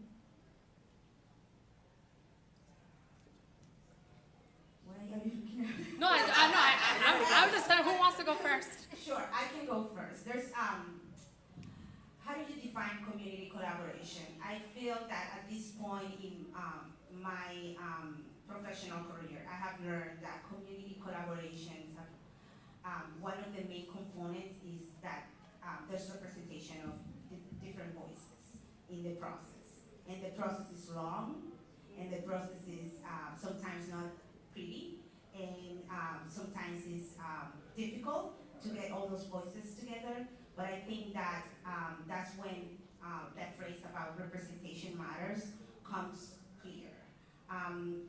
The most successful community collaborations that I've been part of, and many of them hasn't been successful, and are the ones that take that into consideration and understand that sometimes we start with an idea and thinking that there's a direction that we want to go, and through the process and inviting all those voices in, things evolve and develop into something amazing. And that does take time, and sometimes the ones that are convening or come with that initial idea need to take a step back and let the voices of the community come together and drive the process. So I think that that will be one of the lessons that I have learned throughout these years of convening and creating coalitions and bringing communities together and trying to bring different perspectives to work on a goal. One of the most successful one I feel like that I've been part of was a collaboration that I was part of in my city, in Salem, Massachusetts, and it had to do with public education. And it was through the public schools, and work that needed to happen that could be very familiar to the city of Lawrence too, because it was when our community was facing that our public schools were failing. And there was a level 4 situation, and the state was gonna take over, and what needed to happen at that point. And there was a lot of finger pointing, a lot of pain, a lot of history that had led us to where we were at that moment.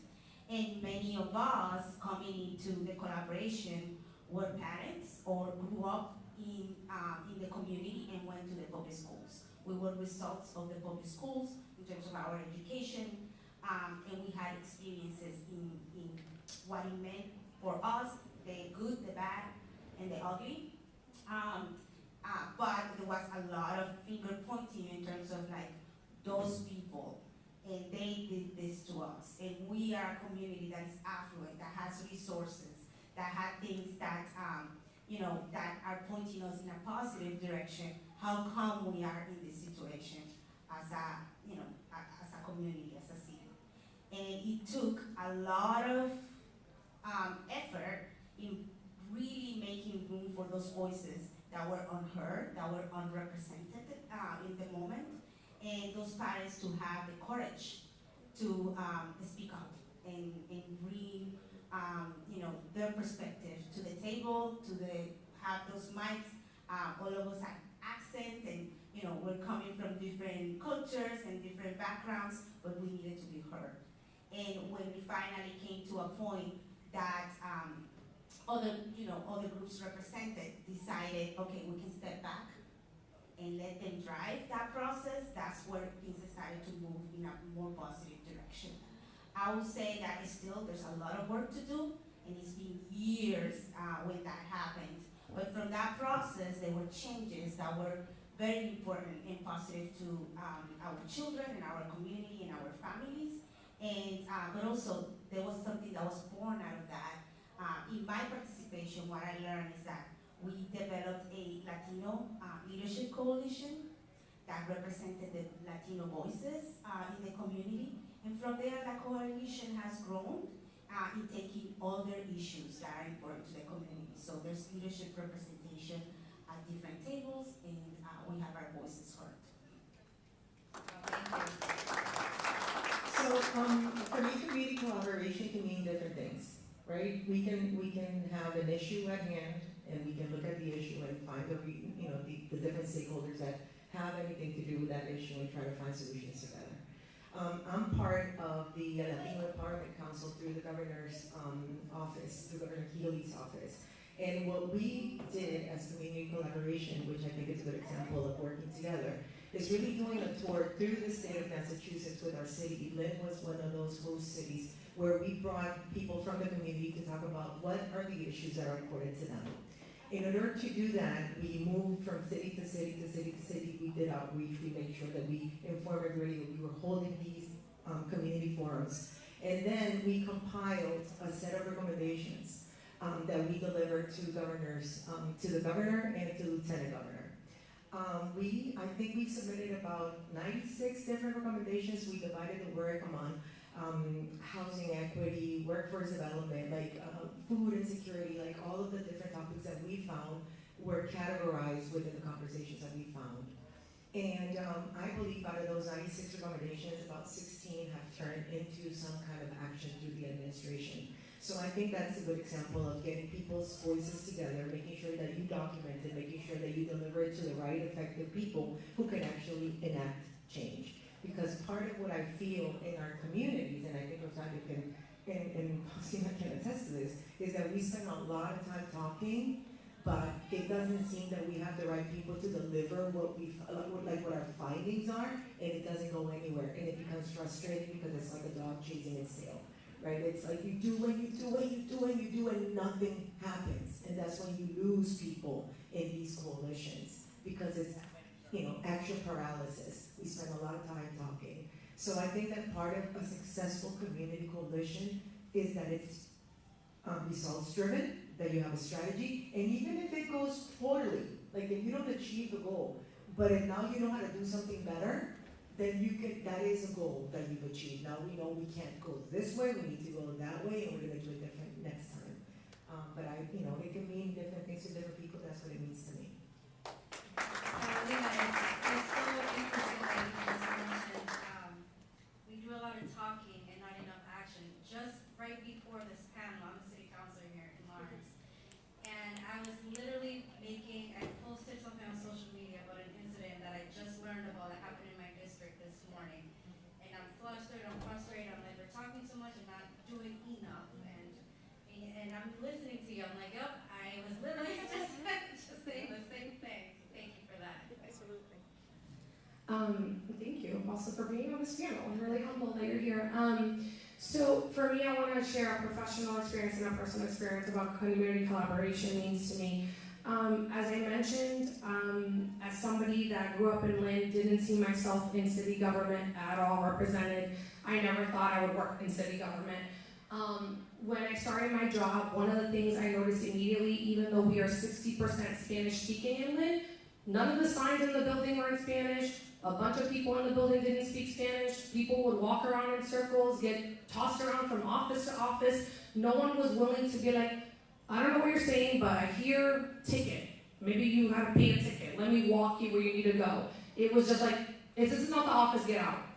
And it was very dehumanizing to our folks to be tossed around and walked around the building. And people always end up in the mayor's office, right? It's always like, I can't figure it out. I'm going to go to the mayor's office. So I started seeing this. So one thing that I wanted to do was talk to community.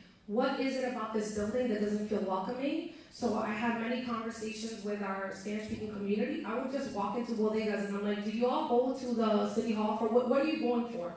Oh, to pay ticket, una licencia para esto, para lo otro, okay, what does that look like? What's that experience from A through Z for you? Oh, well, I walk in, I don't really know where I'm going because I don't really know what I need.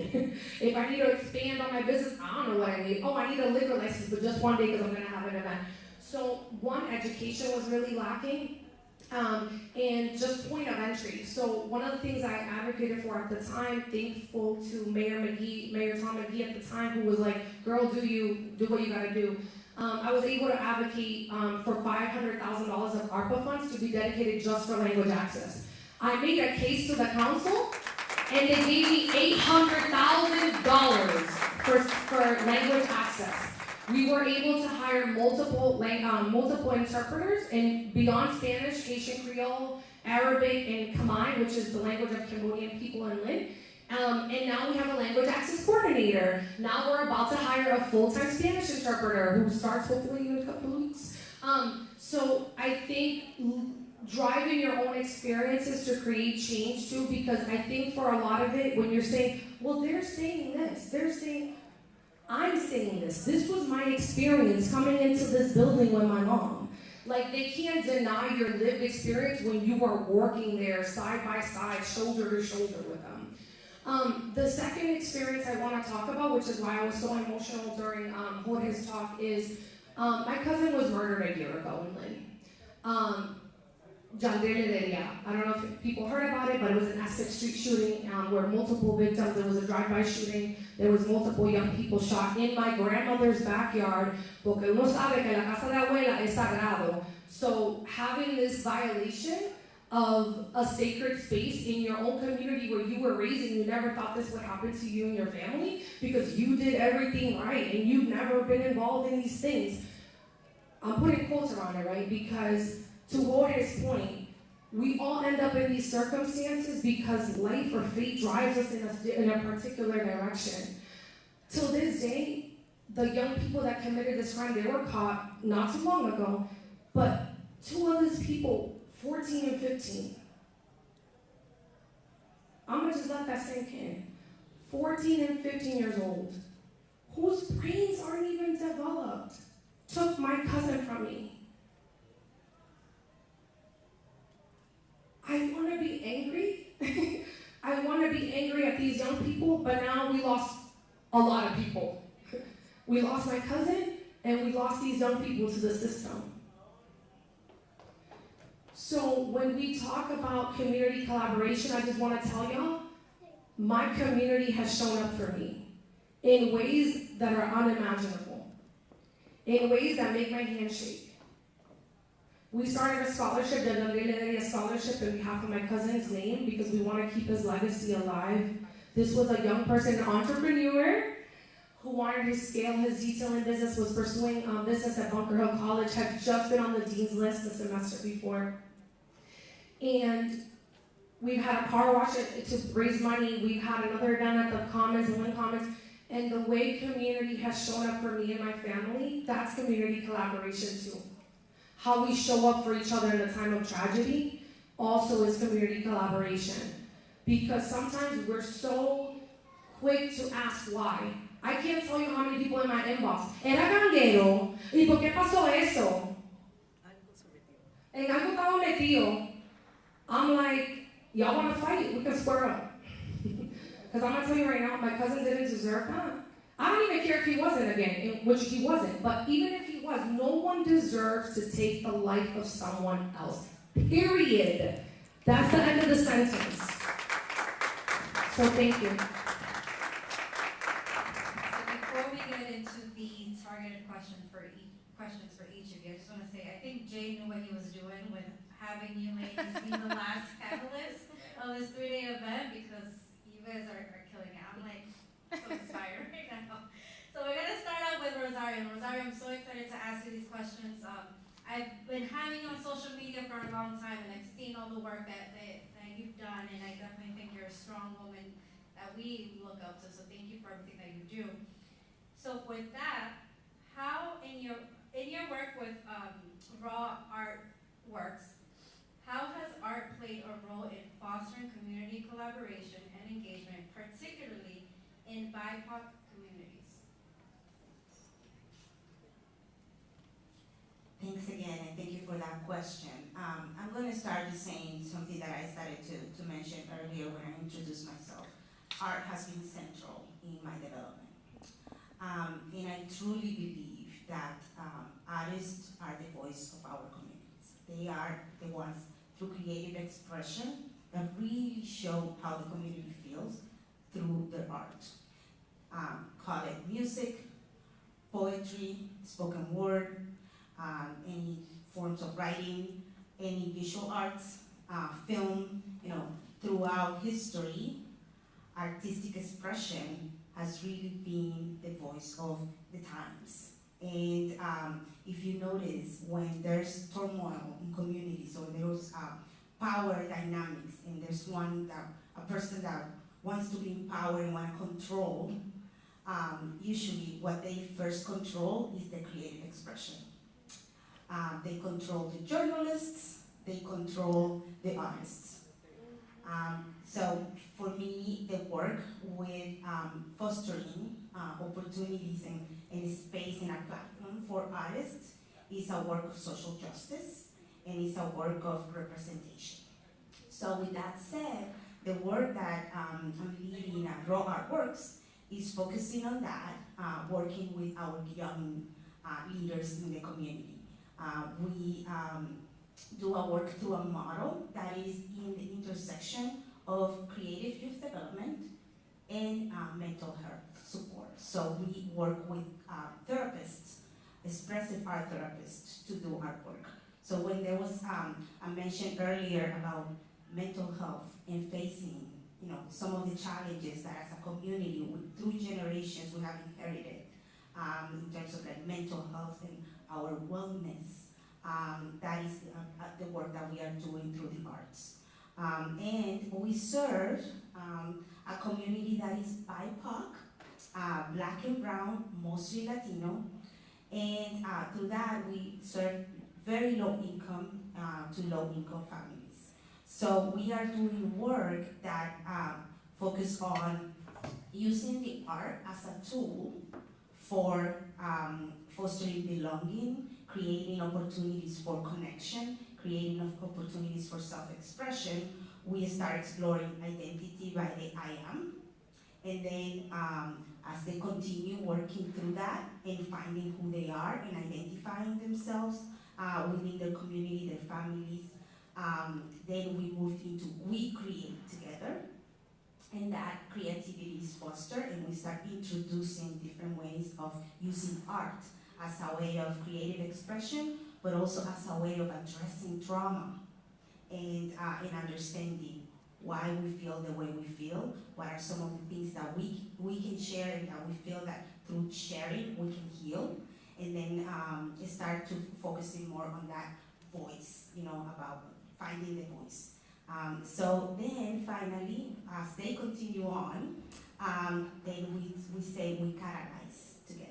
And that's when the leadership components start coming in more and more in how they connect to their communities. So that work is really creating, and I should mention, we work with students from 4th grade to a year after high school graduation and beyond, because our alumni stay involved, but we are creating the leaders in our community.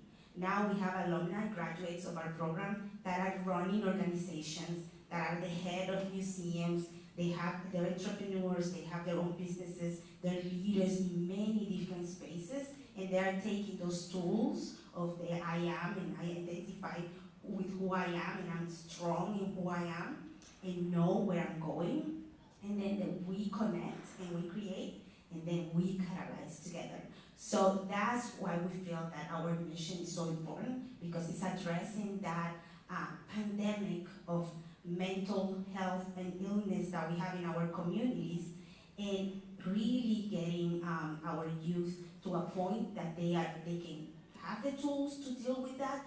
They can go to therapy without the stigma of having to deal with families or communities that don't understand that, but also they feel empowered that even with what their trauma, that they can be successful and be the leaders in our communities and have a voice. Thank you. So you kind of answered the second question, but I'm going to ask it anyways in case there is anything else that you would like to add. The second question for you is, what strategies have you used to build coalitions such as your work with Amplify Latinx to drive systematic change? Ooh, okay. Yes, that's a big one. And yeah, I talked a little bit about the kind of like components of a successful coalition.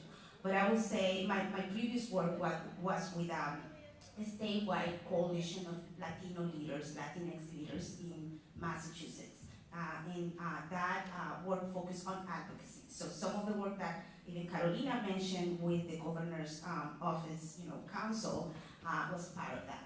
But really getting to a point that we are moving legislation and also that we were moving funds to support, some of the goals that we had. And but we did that work to convening, to bringing people together, to really finding a common goal that is moving people towards something. And we had many other components to it. We celebrated our culture, we celebrated the success of each one of our individual professionals. We incorporated so many different voices, and we did that through cross-sector collaboration. So we really focused on a representation of all the different sectors that you can imagine, that there were Latino voices and Latino leaders and Latino power there. But the focus was to really make sure that we're creating opportunities for Latino power by having individuals that represent our goals in our community be decision makers.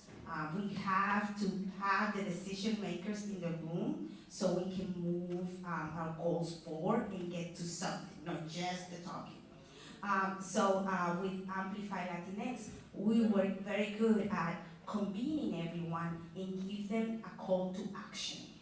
And no matter where you were sitting, no matter what your representation was, and no matter what power you had in your different communities, there was a clear call to action so we can all work together in that direction. Thank you. Thank you so much. Next on my list, we have Faustina, and then Carolina, we have you. Can I just say something about Oh, I think that also having the right partners, for example, the Mauricio Garcon Institute was a really good Yeah, the data. because that is the part that gets us moving from an idea to real hardcore data. This is what reality is. It's proven. We've researched it, and it's just not people telling you stories about their experience. It's research. It's here, and I think that that's that part. Yeah, and thank you for mentioning that, Carolina, because that is also the language that speaks to power. Yes. We can talk and come up with all the ways that we're gonna say this, but the power, the institution, listens and hears the data. So until we came with those actual numbers and percentages and really talking about not only in general, but really clear data per community, per county, per city, this is what we're talking about. Until that moment, there was not attention to the issues that we were bringing to the table. So, great point, Carolina, thank you. Thank you. So now, Faustina, your first question is, how does diversity, equity, and inclusion efforts help build stronger, more collaborative communities, and what lessons have you learned in your role with the City of Lynn? Fabulous, fully loaded question. I do want to also just for a second, I want to give Maria a shout out. I don't know if she's still sitting back there. My fellow UMass sister, my fellow Lawrence sister. She's like Miss Lawrence. When we went to UMass Amherst, she was literally Miss Lawrence. She represented Lawrence so well. Maria, good to see you, my love. This is such a loaded question. I read it when Jay sent it. I'm like, really? You're just gonna come at me like that? But it's loaded because I have been doing DEI work for 10 plus years. the idea of DEI from an institutional standpoint came after the murder of George Floyd. Where a lot of these DEI roles started popping up, and now all of a sudden we care about this work, and we're going to hire all these people to solve our issues, and you're setting up people to fail. You're just setting up people to fail because you're reactionary. I have been very privileged that even though I was hired in a reactionary role, community fought for that role. It was the community that said, these are the demands we have, and one of the demands was a DEI role. Therefore, it was born out of a genuine desire from community to want to see someone in that position. So I came into this, even though it was reactionary, it was fought tooth and nail by the community at the time. I was hired under one mayor, the following mayor also thought it was important, so he kept me on his administration. So now I'm 2 mayors in, but I would say that some of the ingredients to make sure DEI can be institutionalized, it's some of the things that you both alluded to already, is making the business case for DEI, right? It's doing the data-driven stuff, right? Like this is what we're hearing, doing an equity assessment, an equity audit, it's surveying community around culture and climate in the building, it's talking to the department heads about what their challenges are, especially interpersonal challenges. One of the things when I did like a tour of talking to all the department heads, that it was very apparent to me, a lot of the interpersonal issues that they were dealing with in the departments were cultural. ¿Por qué ella habla así? Because it's cultural, we talk with our hands. They're not trying to be disrespectful. ¿Y por qué que ella habla tan alto? Why does she talk so loud? Because that's literally in her culture, it's in her being. You're asking, unless there's somebody disrespecting you, their way of being should not get in the way of the work. So all the things that were coming to me were cultural conflicts. So guess what? I needed to train people on intercultural conflict.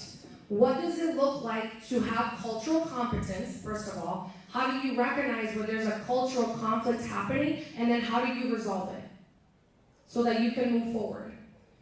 Because at the end of the day, if we're saying we want to hire for diversity, when that diversity shows up, we can't be like, Carolina, you're too Colombian, girl. I'm going to need you to tone it down. We can't do that. We can't do that.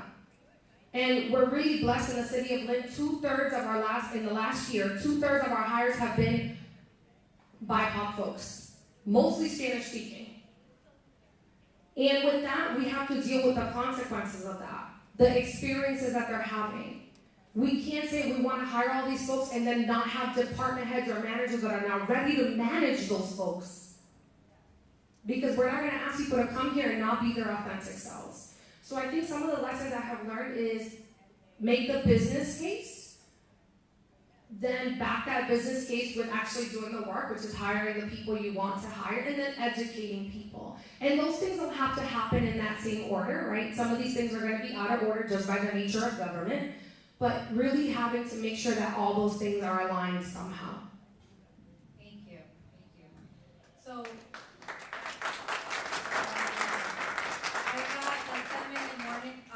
morning mark. So because your question was basically 2 questions, I'm not going to ask you the second question. You're fine. Go to Carolina.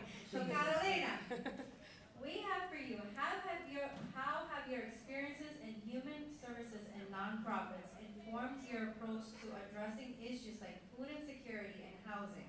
And how have you collaborated with other leaders to find solutions? Well, I think that if you look at the issue of food insecurity and housing insecurity, and looking at the latest report by the Food Bank, we see that 1 in 3 children go to bed hungry in this state, in one of the richest states in the United States, basically. 1 in 3. And then if you look at housing and the cost of housing in Massachusetts, you will identify why home insecurity and housing insecurity is also an issue, right? When we talk about these things and we advocate for the populations that are the most at risk, we see that BIPOC communities are ranked way higher than white communities, our counterpart white communities. So when you talk about coalitions and you talk about moving the needle, you really need those voices represented. So you start organizing. You organize with locally, the people who are directly affected, and then you bring those voices to someone who can actually make or enact any kind of change in policy, right? And that's what we've been doing. We've been making sure that we go in front of coalitions through government or through people who are in policy work, that they get to understand what we're really saying and what our needs are in order to enact change. We also make sure that we bring that educational component to our people, because a lot of us, we're not in the business of asking for hand-me-downs. We're not saying, ay, ayúdame, ayúdame, ayúdame. Like, that's not who we are as people. We are resourceful, we are fighters, we're resilient, and we come here to make a difference in our lives. So we have a lot of proud people who are struggling, and part of normalizing that experience is saying, you know, you're so resilient and you're trying to figure out how to get your meal to your house. Use the services, that's what it's there for. While you figure it out on your own, put that mask on yourself, like the former speaker said, and get by the day in order to continue to live, in order to continue to thrive. Some of us need a helping hand sometimes. In normalizing that experience, it makes a difference in our communities. We come from a lineage of supporting each other. We don't come from a lineage of donating in money. We come from a lineage of donating in food. La abuela mía era la reina para una señora enferma, the plate of food was going to her house. We know que el señor ya lo echaron de trabajo, vaya lleven estos frijoles, una leche, because that's who we are as people. So let's not forget that, because I think that sometimes we tend to come to this country, forget our roots, forget where we're coming from, and we're powerful. We have a lot of... Y hasta cinco. Y échale más agua al caldo, que eso rinde. So, just, we need to remember those things that are part of our core of beliefs, right? But yes, that's how I feel we need to just mobilize our communities, making sure we have clear ideas, set goals, very clear asks from government, because sometimes that's what happens. We go in and we have all these things, and at the end of the day, city council doesn't really know, ¿qué carajo dijo ellos? Like, what is at the end of the day they want? We don't get it. She's not lying. We don't get it. So I think also using the voices that the government has placed there for you, the Faustinas of the world, the people who are there to represent your voice, who have cultural competence to understand where you're coming from, who understand your feelings and your needs, to deliver those messages, because they're more polished maybe than the community per se. Use the leaders in your community who also have lived experience, because they weren't born into executive roles. They fought their asses to get to those executive roles. Use their experience, use their voice, and use them as these examples of, okay, we want to get there. How do we get there? We need to pull our kids. And like I always say, you lead and you pull as you lead, right? You pull people with you mientras uno está escalando, uno va trayendo el otro aquí encima en la cabeza. If you're a good leader. If you're a good leader, and we have a lot of people who are not good leaders who are not doing this. But since we're talking about community coalitions and building community, we're going to keep it positive. And we're just going to talk about the idealistic part of community, right? We also have the antagonists who, like crabs, you put 2 crabs in a bucket and they won't leave the bucket because one will inevitably put the other one down as they're moving up. And that's it's a fact. So you have people who, as you're moving up, they really want with all their heart to pull you down. And we also have to face that reality of our community. So we have to see cuáles son los antagonistas, which are the ones that are going to antagonize you, which are the ones that you can build coalitions with, and be strategic about how you're going to invest your efforts. These people are never going to see it your way. They're never going to work with you. Dios lo bendiga, amigo. God bless you. You keep walking. Y vamos para adelante para otra parte.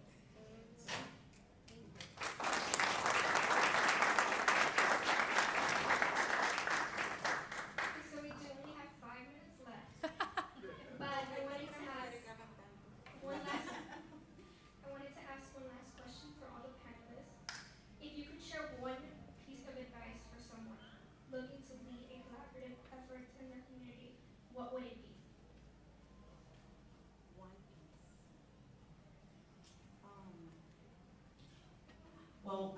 I think this has been my message throughout.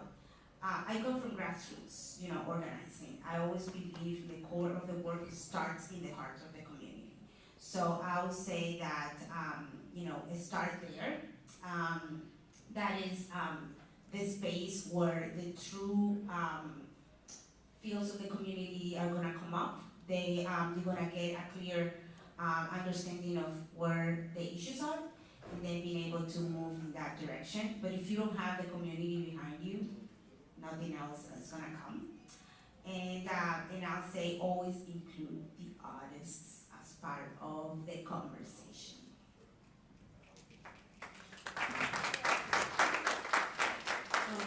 For me, I think that a good idea or a good recommendation is to always look at the issue and try to find, have some mental clarity about what you want to achieve before you start pulling the community, because if there is no clarity in what you want and you don't have a kind of like at least an idea of what you want to achieve, it's really easy to divert your efforts and get diluted, and then you end up doing something that I didn't even want that. I actually wanted this other thing, which happens to a lot of people.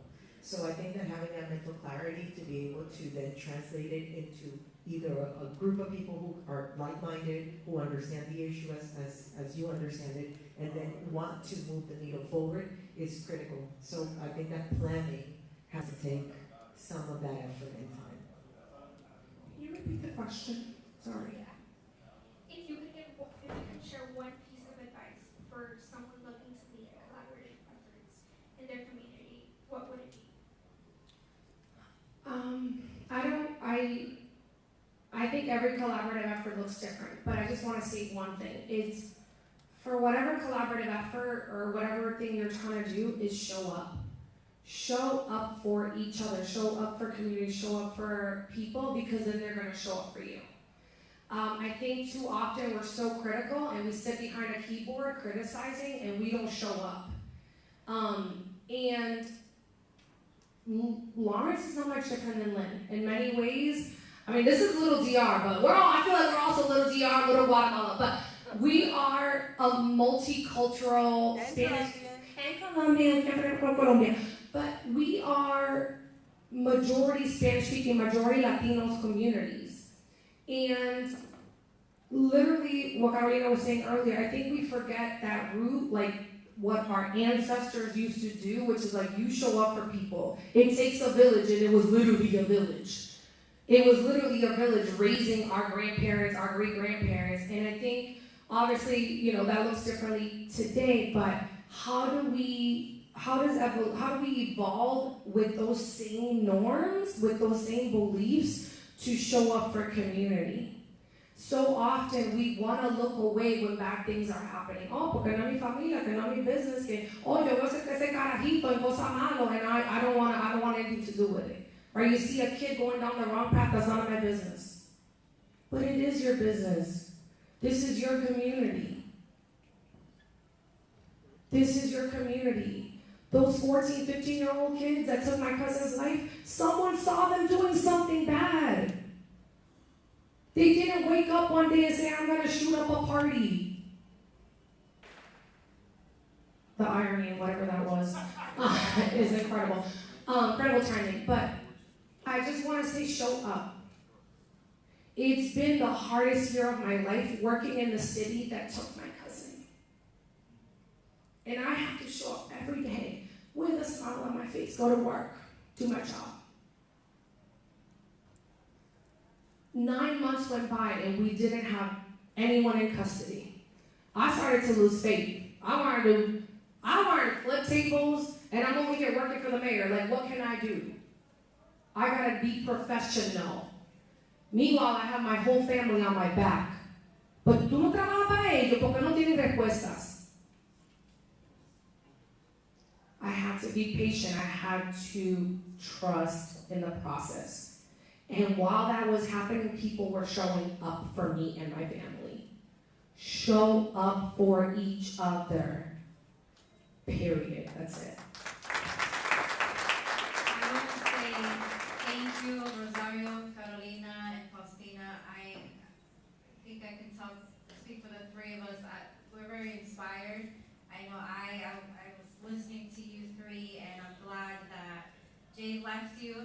last panel discussion because it was truly, truly powerful. And thank you so much for everything that you're doing for us here and beyond. Because even though we're not from the same community, we're still one Latino community, and we need to work together. Thank you so much.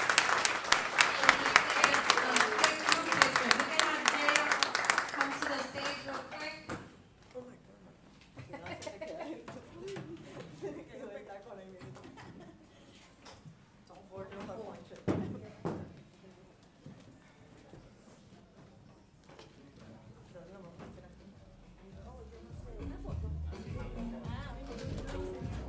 Rosario needs to run off.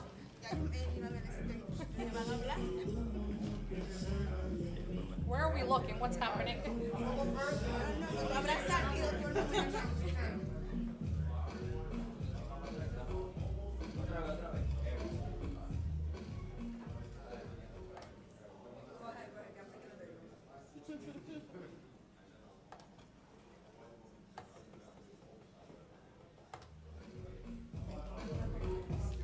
Like, I don't know what's happening. Oh.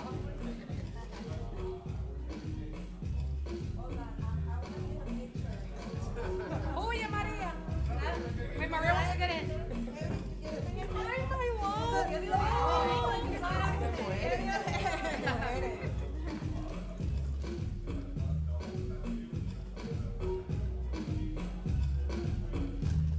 Thank you, Enrique.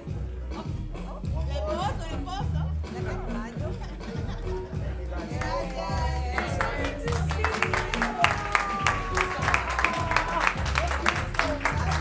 You're always fabulous.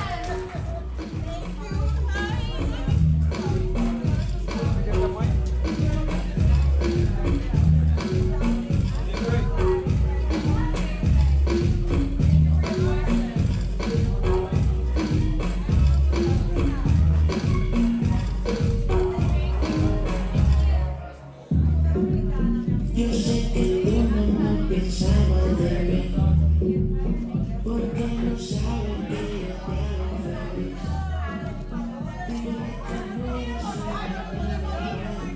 Dime que no eres quiero que sepas que I can get everybody's attention real quick.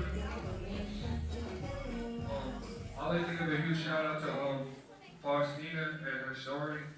You know, I'm only 23 years old, and if you don't know me, you'll get to know me, and I'm heavily involved in the community. I be doing my best to be everywhere at once, but you know, you sharing your story about your cousin, Abraham, yeah, all of them, Goldo, that was his name right there. And, you know, I didn't personally know him, but like I've been around his friends, Abraham, well, what's his name? I can't think right now, but I'm filled with a lot of emotions, but you know, it's very important for us to be in the community, like I say, to lead by example, because those kids that did it, they lost to the system. Your cousin is no longer here. They took his life, but it's like I said, it's a never-ending game, and like me only being 23, my youngest brother got shot by people behind you, and you know, I had to check myself, like Horace was even saying, like, you know, it's on you. And I had to check myself and really, like, look at the bigger picture, because a lot of people are just so, they're caught up in a frame. They don't even know why they're doing what they're doing. And there's nobody around them to tell them. People are just okay, they're not there. A lot of people are afraid of the youth. You know, we gotta stop that, but don't be afraid of us. You see a kid, boy, you guys don't have to be blunt. Hold them accountable, but just like they're a kid, because like we said, it's the community. It's on us to take care of us. And nobody's coming to do it, but it starts with the individual. If you want something done, it won't get done unless you do it. So I'm very mindful of that, and I do my best to help anybody I can help. And for a very long time, I was letting the world tell me exactly what it be, you know, until I realized, I'm like, yo, it's on me. And once I saw that bigger picture, I had to forgive a lot of people that didn't need my forgiveness. And the people I had to forgive were the people that did stuff like that to my younger brother. But I had to lead by example and show them, you know, I'm actually nothing like you, because I'm me, and you are all here being something the world told you to be. You don't even know what that is. They're standing for something they don't even know. They don't even know what they're standing for. So you gotta know what you're standing for. But yeah, just know your brother didn't back up, man. Because there's very to all of us. Abraham, Water, I see young men like that. I've lost friends to gun violence too. Like, I tell everybody, if the deck could tell you, if the deck could speak to me, I'll tell you keep going, keep my name alive, but fulfilling your dreams. That family they never got to have, they're gonna have it through me. The heights they'll never reach, they're having it. They're all reaching all that through us. So be mindful of that. Take care of yourself. If you got the opportunity to get up, walk, go to the gym, appreciate the smallest things in life, man, because that's what makes everything work. Coming up next, we got ACM Dance Carnival. Let's go.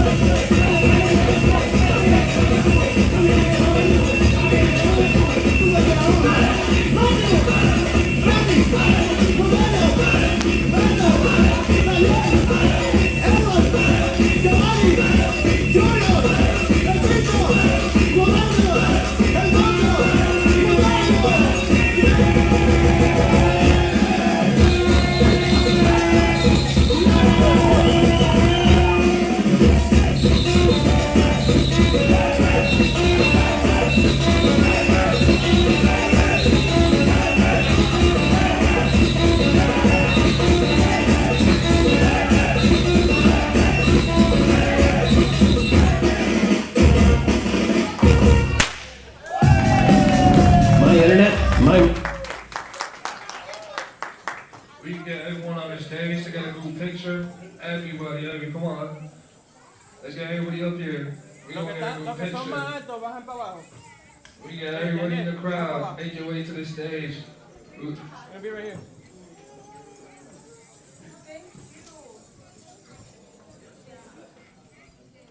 So we get everybody. If you guys want to get in the picture, you're more than welcome.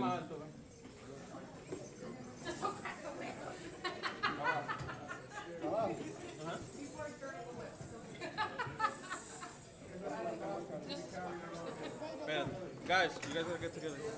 Yeah, stand in the front.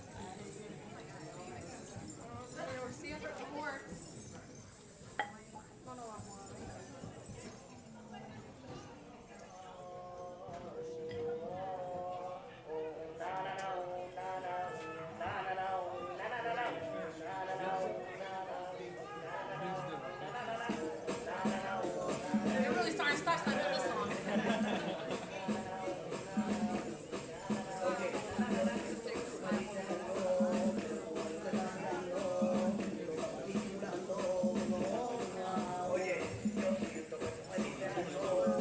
Y'all, round of applause for them, man. They killed that.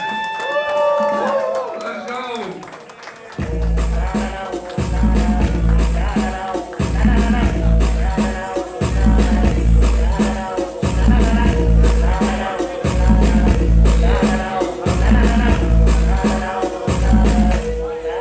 Tú te fueras de barranca, yo para con la esquina, cuando me peluche, robecito de vitrina, no uso mi potencia, la tengo encima y tú me gusta mira con tu cara de agresiva, y yo vine te me parte de sentirte, me miraste, me volviste con los ojos, mami, ya lo que queda de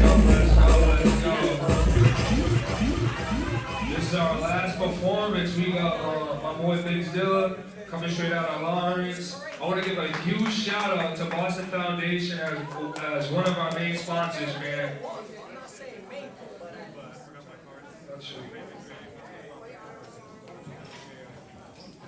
Yo, yo. Hey, what's going on, everybody? ¿Cómo están todos?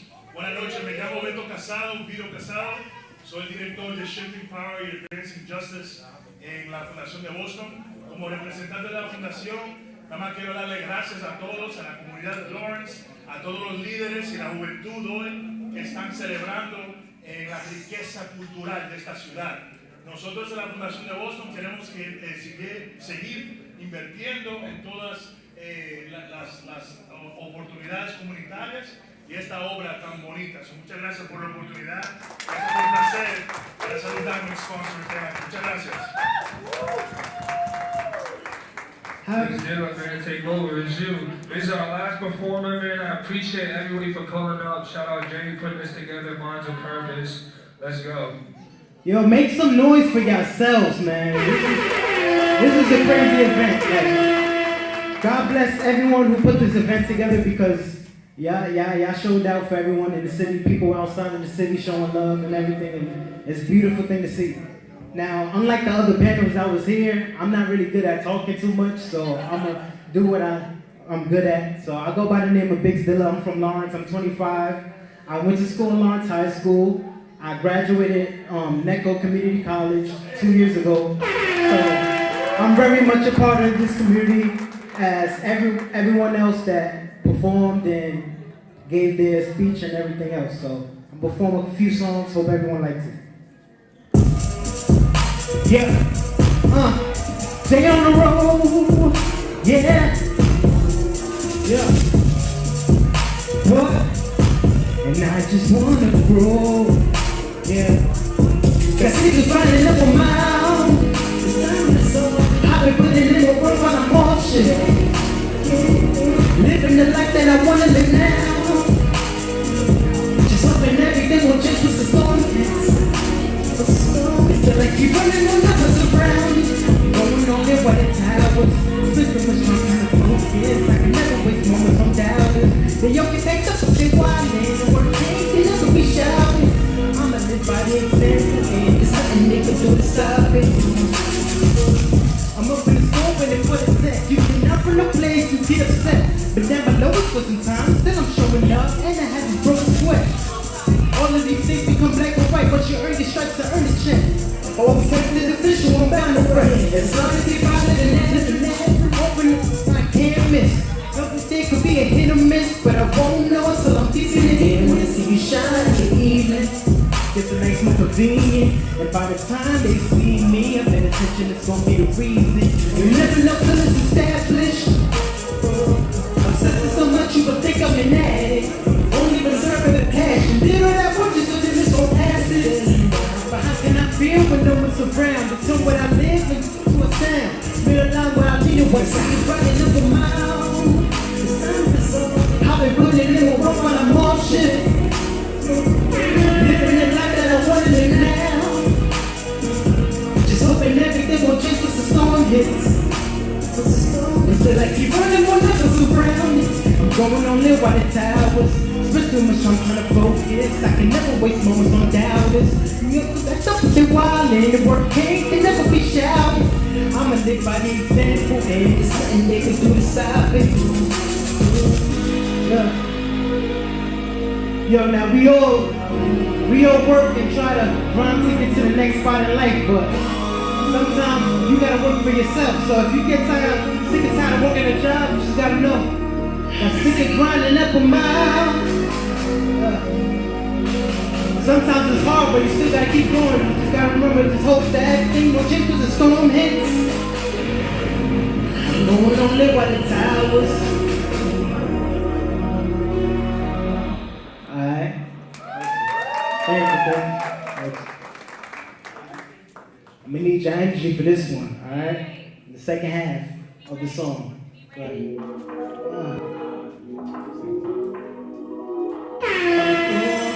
This song is called Confess, you know, trying to confess my love for some girl that I used to have a thing for in the past, you know.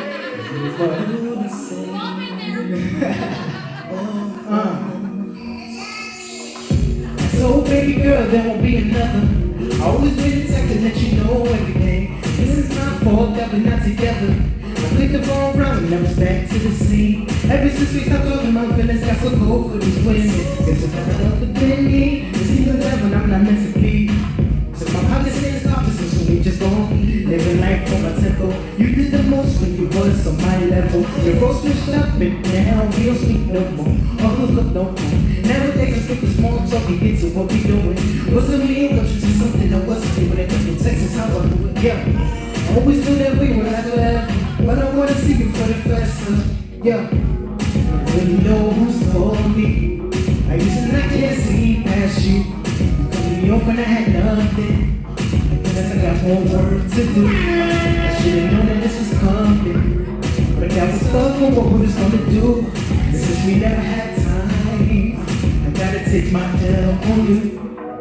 Now this is the part where I'm gonna need your energy. This is the remix.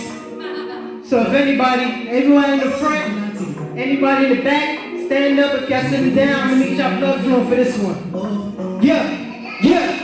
Say baby girl, there will be another. It's my fault, I'm not together. Every single time, hey, hey. 1, 2, 3, let's go. Rock, rock, rock, rock, rock, rock. Right. You know who's for me. Listen, I can't sleep past you. You can't never have nothing. Listen, I don't want to go. I should know this coming, but I'm stuck on what I'm do. Since you never had time, you gotta take my L. You never liked my tempo. You did the most you was on my level. Also stuck now, who's we know. Nowadays, it's more something to go through. It doesn't mean much, it's something that was yeah. 1, 2, 3, let's go, let's go. Rock, rock, rock, rock, rock. Yeah.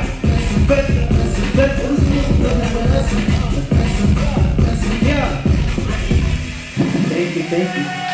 One last song. This is the unreleased song. So based on your energy, it's gonna let me know if I should drop it or not. So if y'all, I'm working on the album. So, you know, if y'all give me the energy, then that tells me I have something that I can keep on working on and get better at. Right.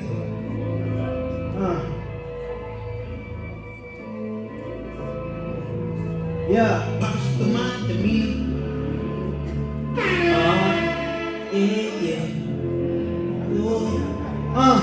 I hope they relate to it, but it won't be easy. If I play the parts right, hopefully we can get even. No more days on the clock, but the rest if I need it. I need to find a pocket that fits my demeanor. It's sitting on next up. Don't need to prove it, help myself, I just need my breath up. The more love you fly, keep my never stressed up. Separation's where I come up with my best stuff. Yeah, all till I'm up, just show me love. So don't tell all your friends if they don't know. It's my soul, it's on me, no cover. It's just how I'm brought up, yeah. Just when it see no change, I'll just grow up in the meantime. Even if it don't accept me, I know my time will shine. Anything, it takes some time, but no one stop it fine. Even when the ears get tired. I hope they relate to it, but it won't be easy. So I play the cards right, hopefully we can get even. No more things, but the rest of I need. Little find a posse, that's just my demeanor. They say that I'm next up. Don't need to prove to help myself, I just need my friends up. More love, like reason why I never stress up. Separations where I come up with my best stuff. Yeah. I plead for the honesty, no matter how hard it may be. At least I'm out here trying. As long as people really don't believe. See no one on that season. If you worried about shit, I better keep my distance. That's how I always was treated. In the room with the shades closed. There ain't no safe, but I wonder why people shouldn't show when you in the cold. That's how the story is told. I can't stick around, I gotta go. Just wait till I'm out with the bros. I'll be out with you, yeah. When I'm done being broke, shoot me back for more. I hope they relate to it, but it won't be easy. If I play my cards right, hopefully we can get even. No more things on the clock, but the rest of I need it. I need to find a pocket that's my demeanor. They say that I'm next up. I don't need to prove to help myself, I just need my breath up.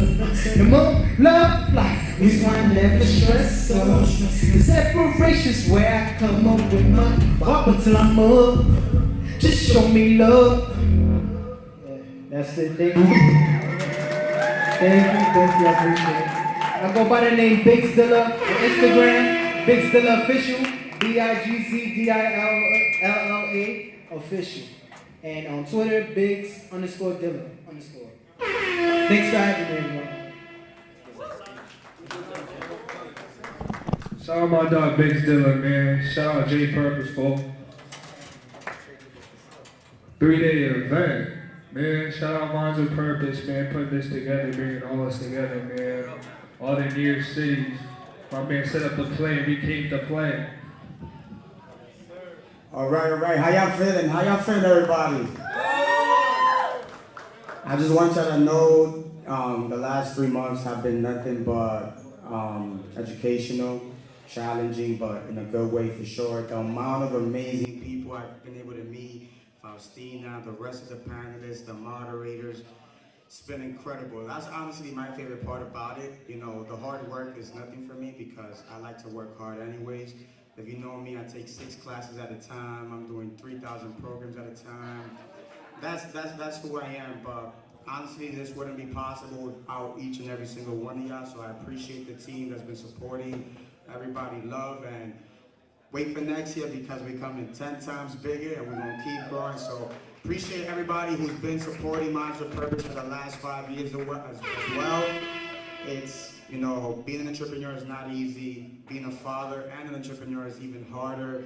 And being young while doing both is you know, there's not many of us. So I want to create many of us because it gets lonely and I need friends. I don't need friends, but I love to have friends, you feel me? And you know, the world is too beautiful to live it by yourself. So find a community that fills you, find an authentic community of amazing people and believe in yourself because I believe in you guys. So hope everybody gets home safe. Hope everybody goes home, post about the 3-day fest. And again, thank you everybody. Love.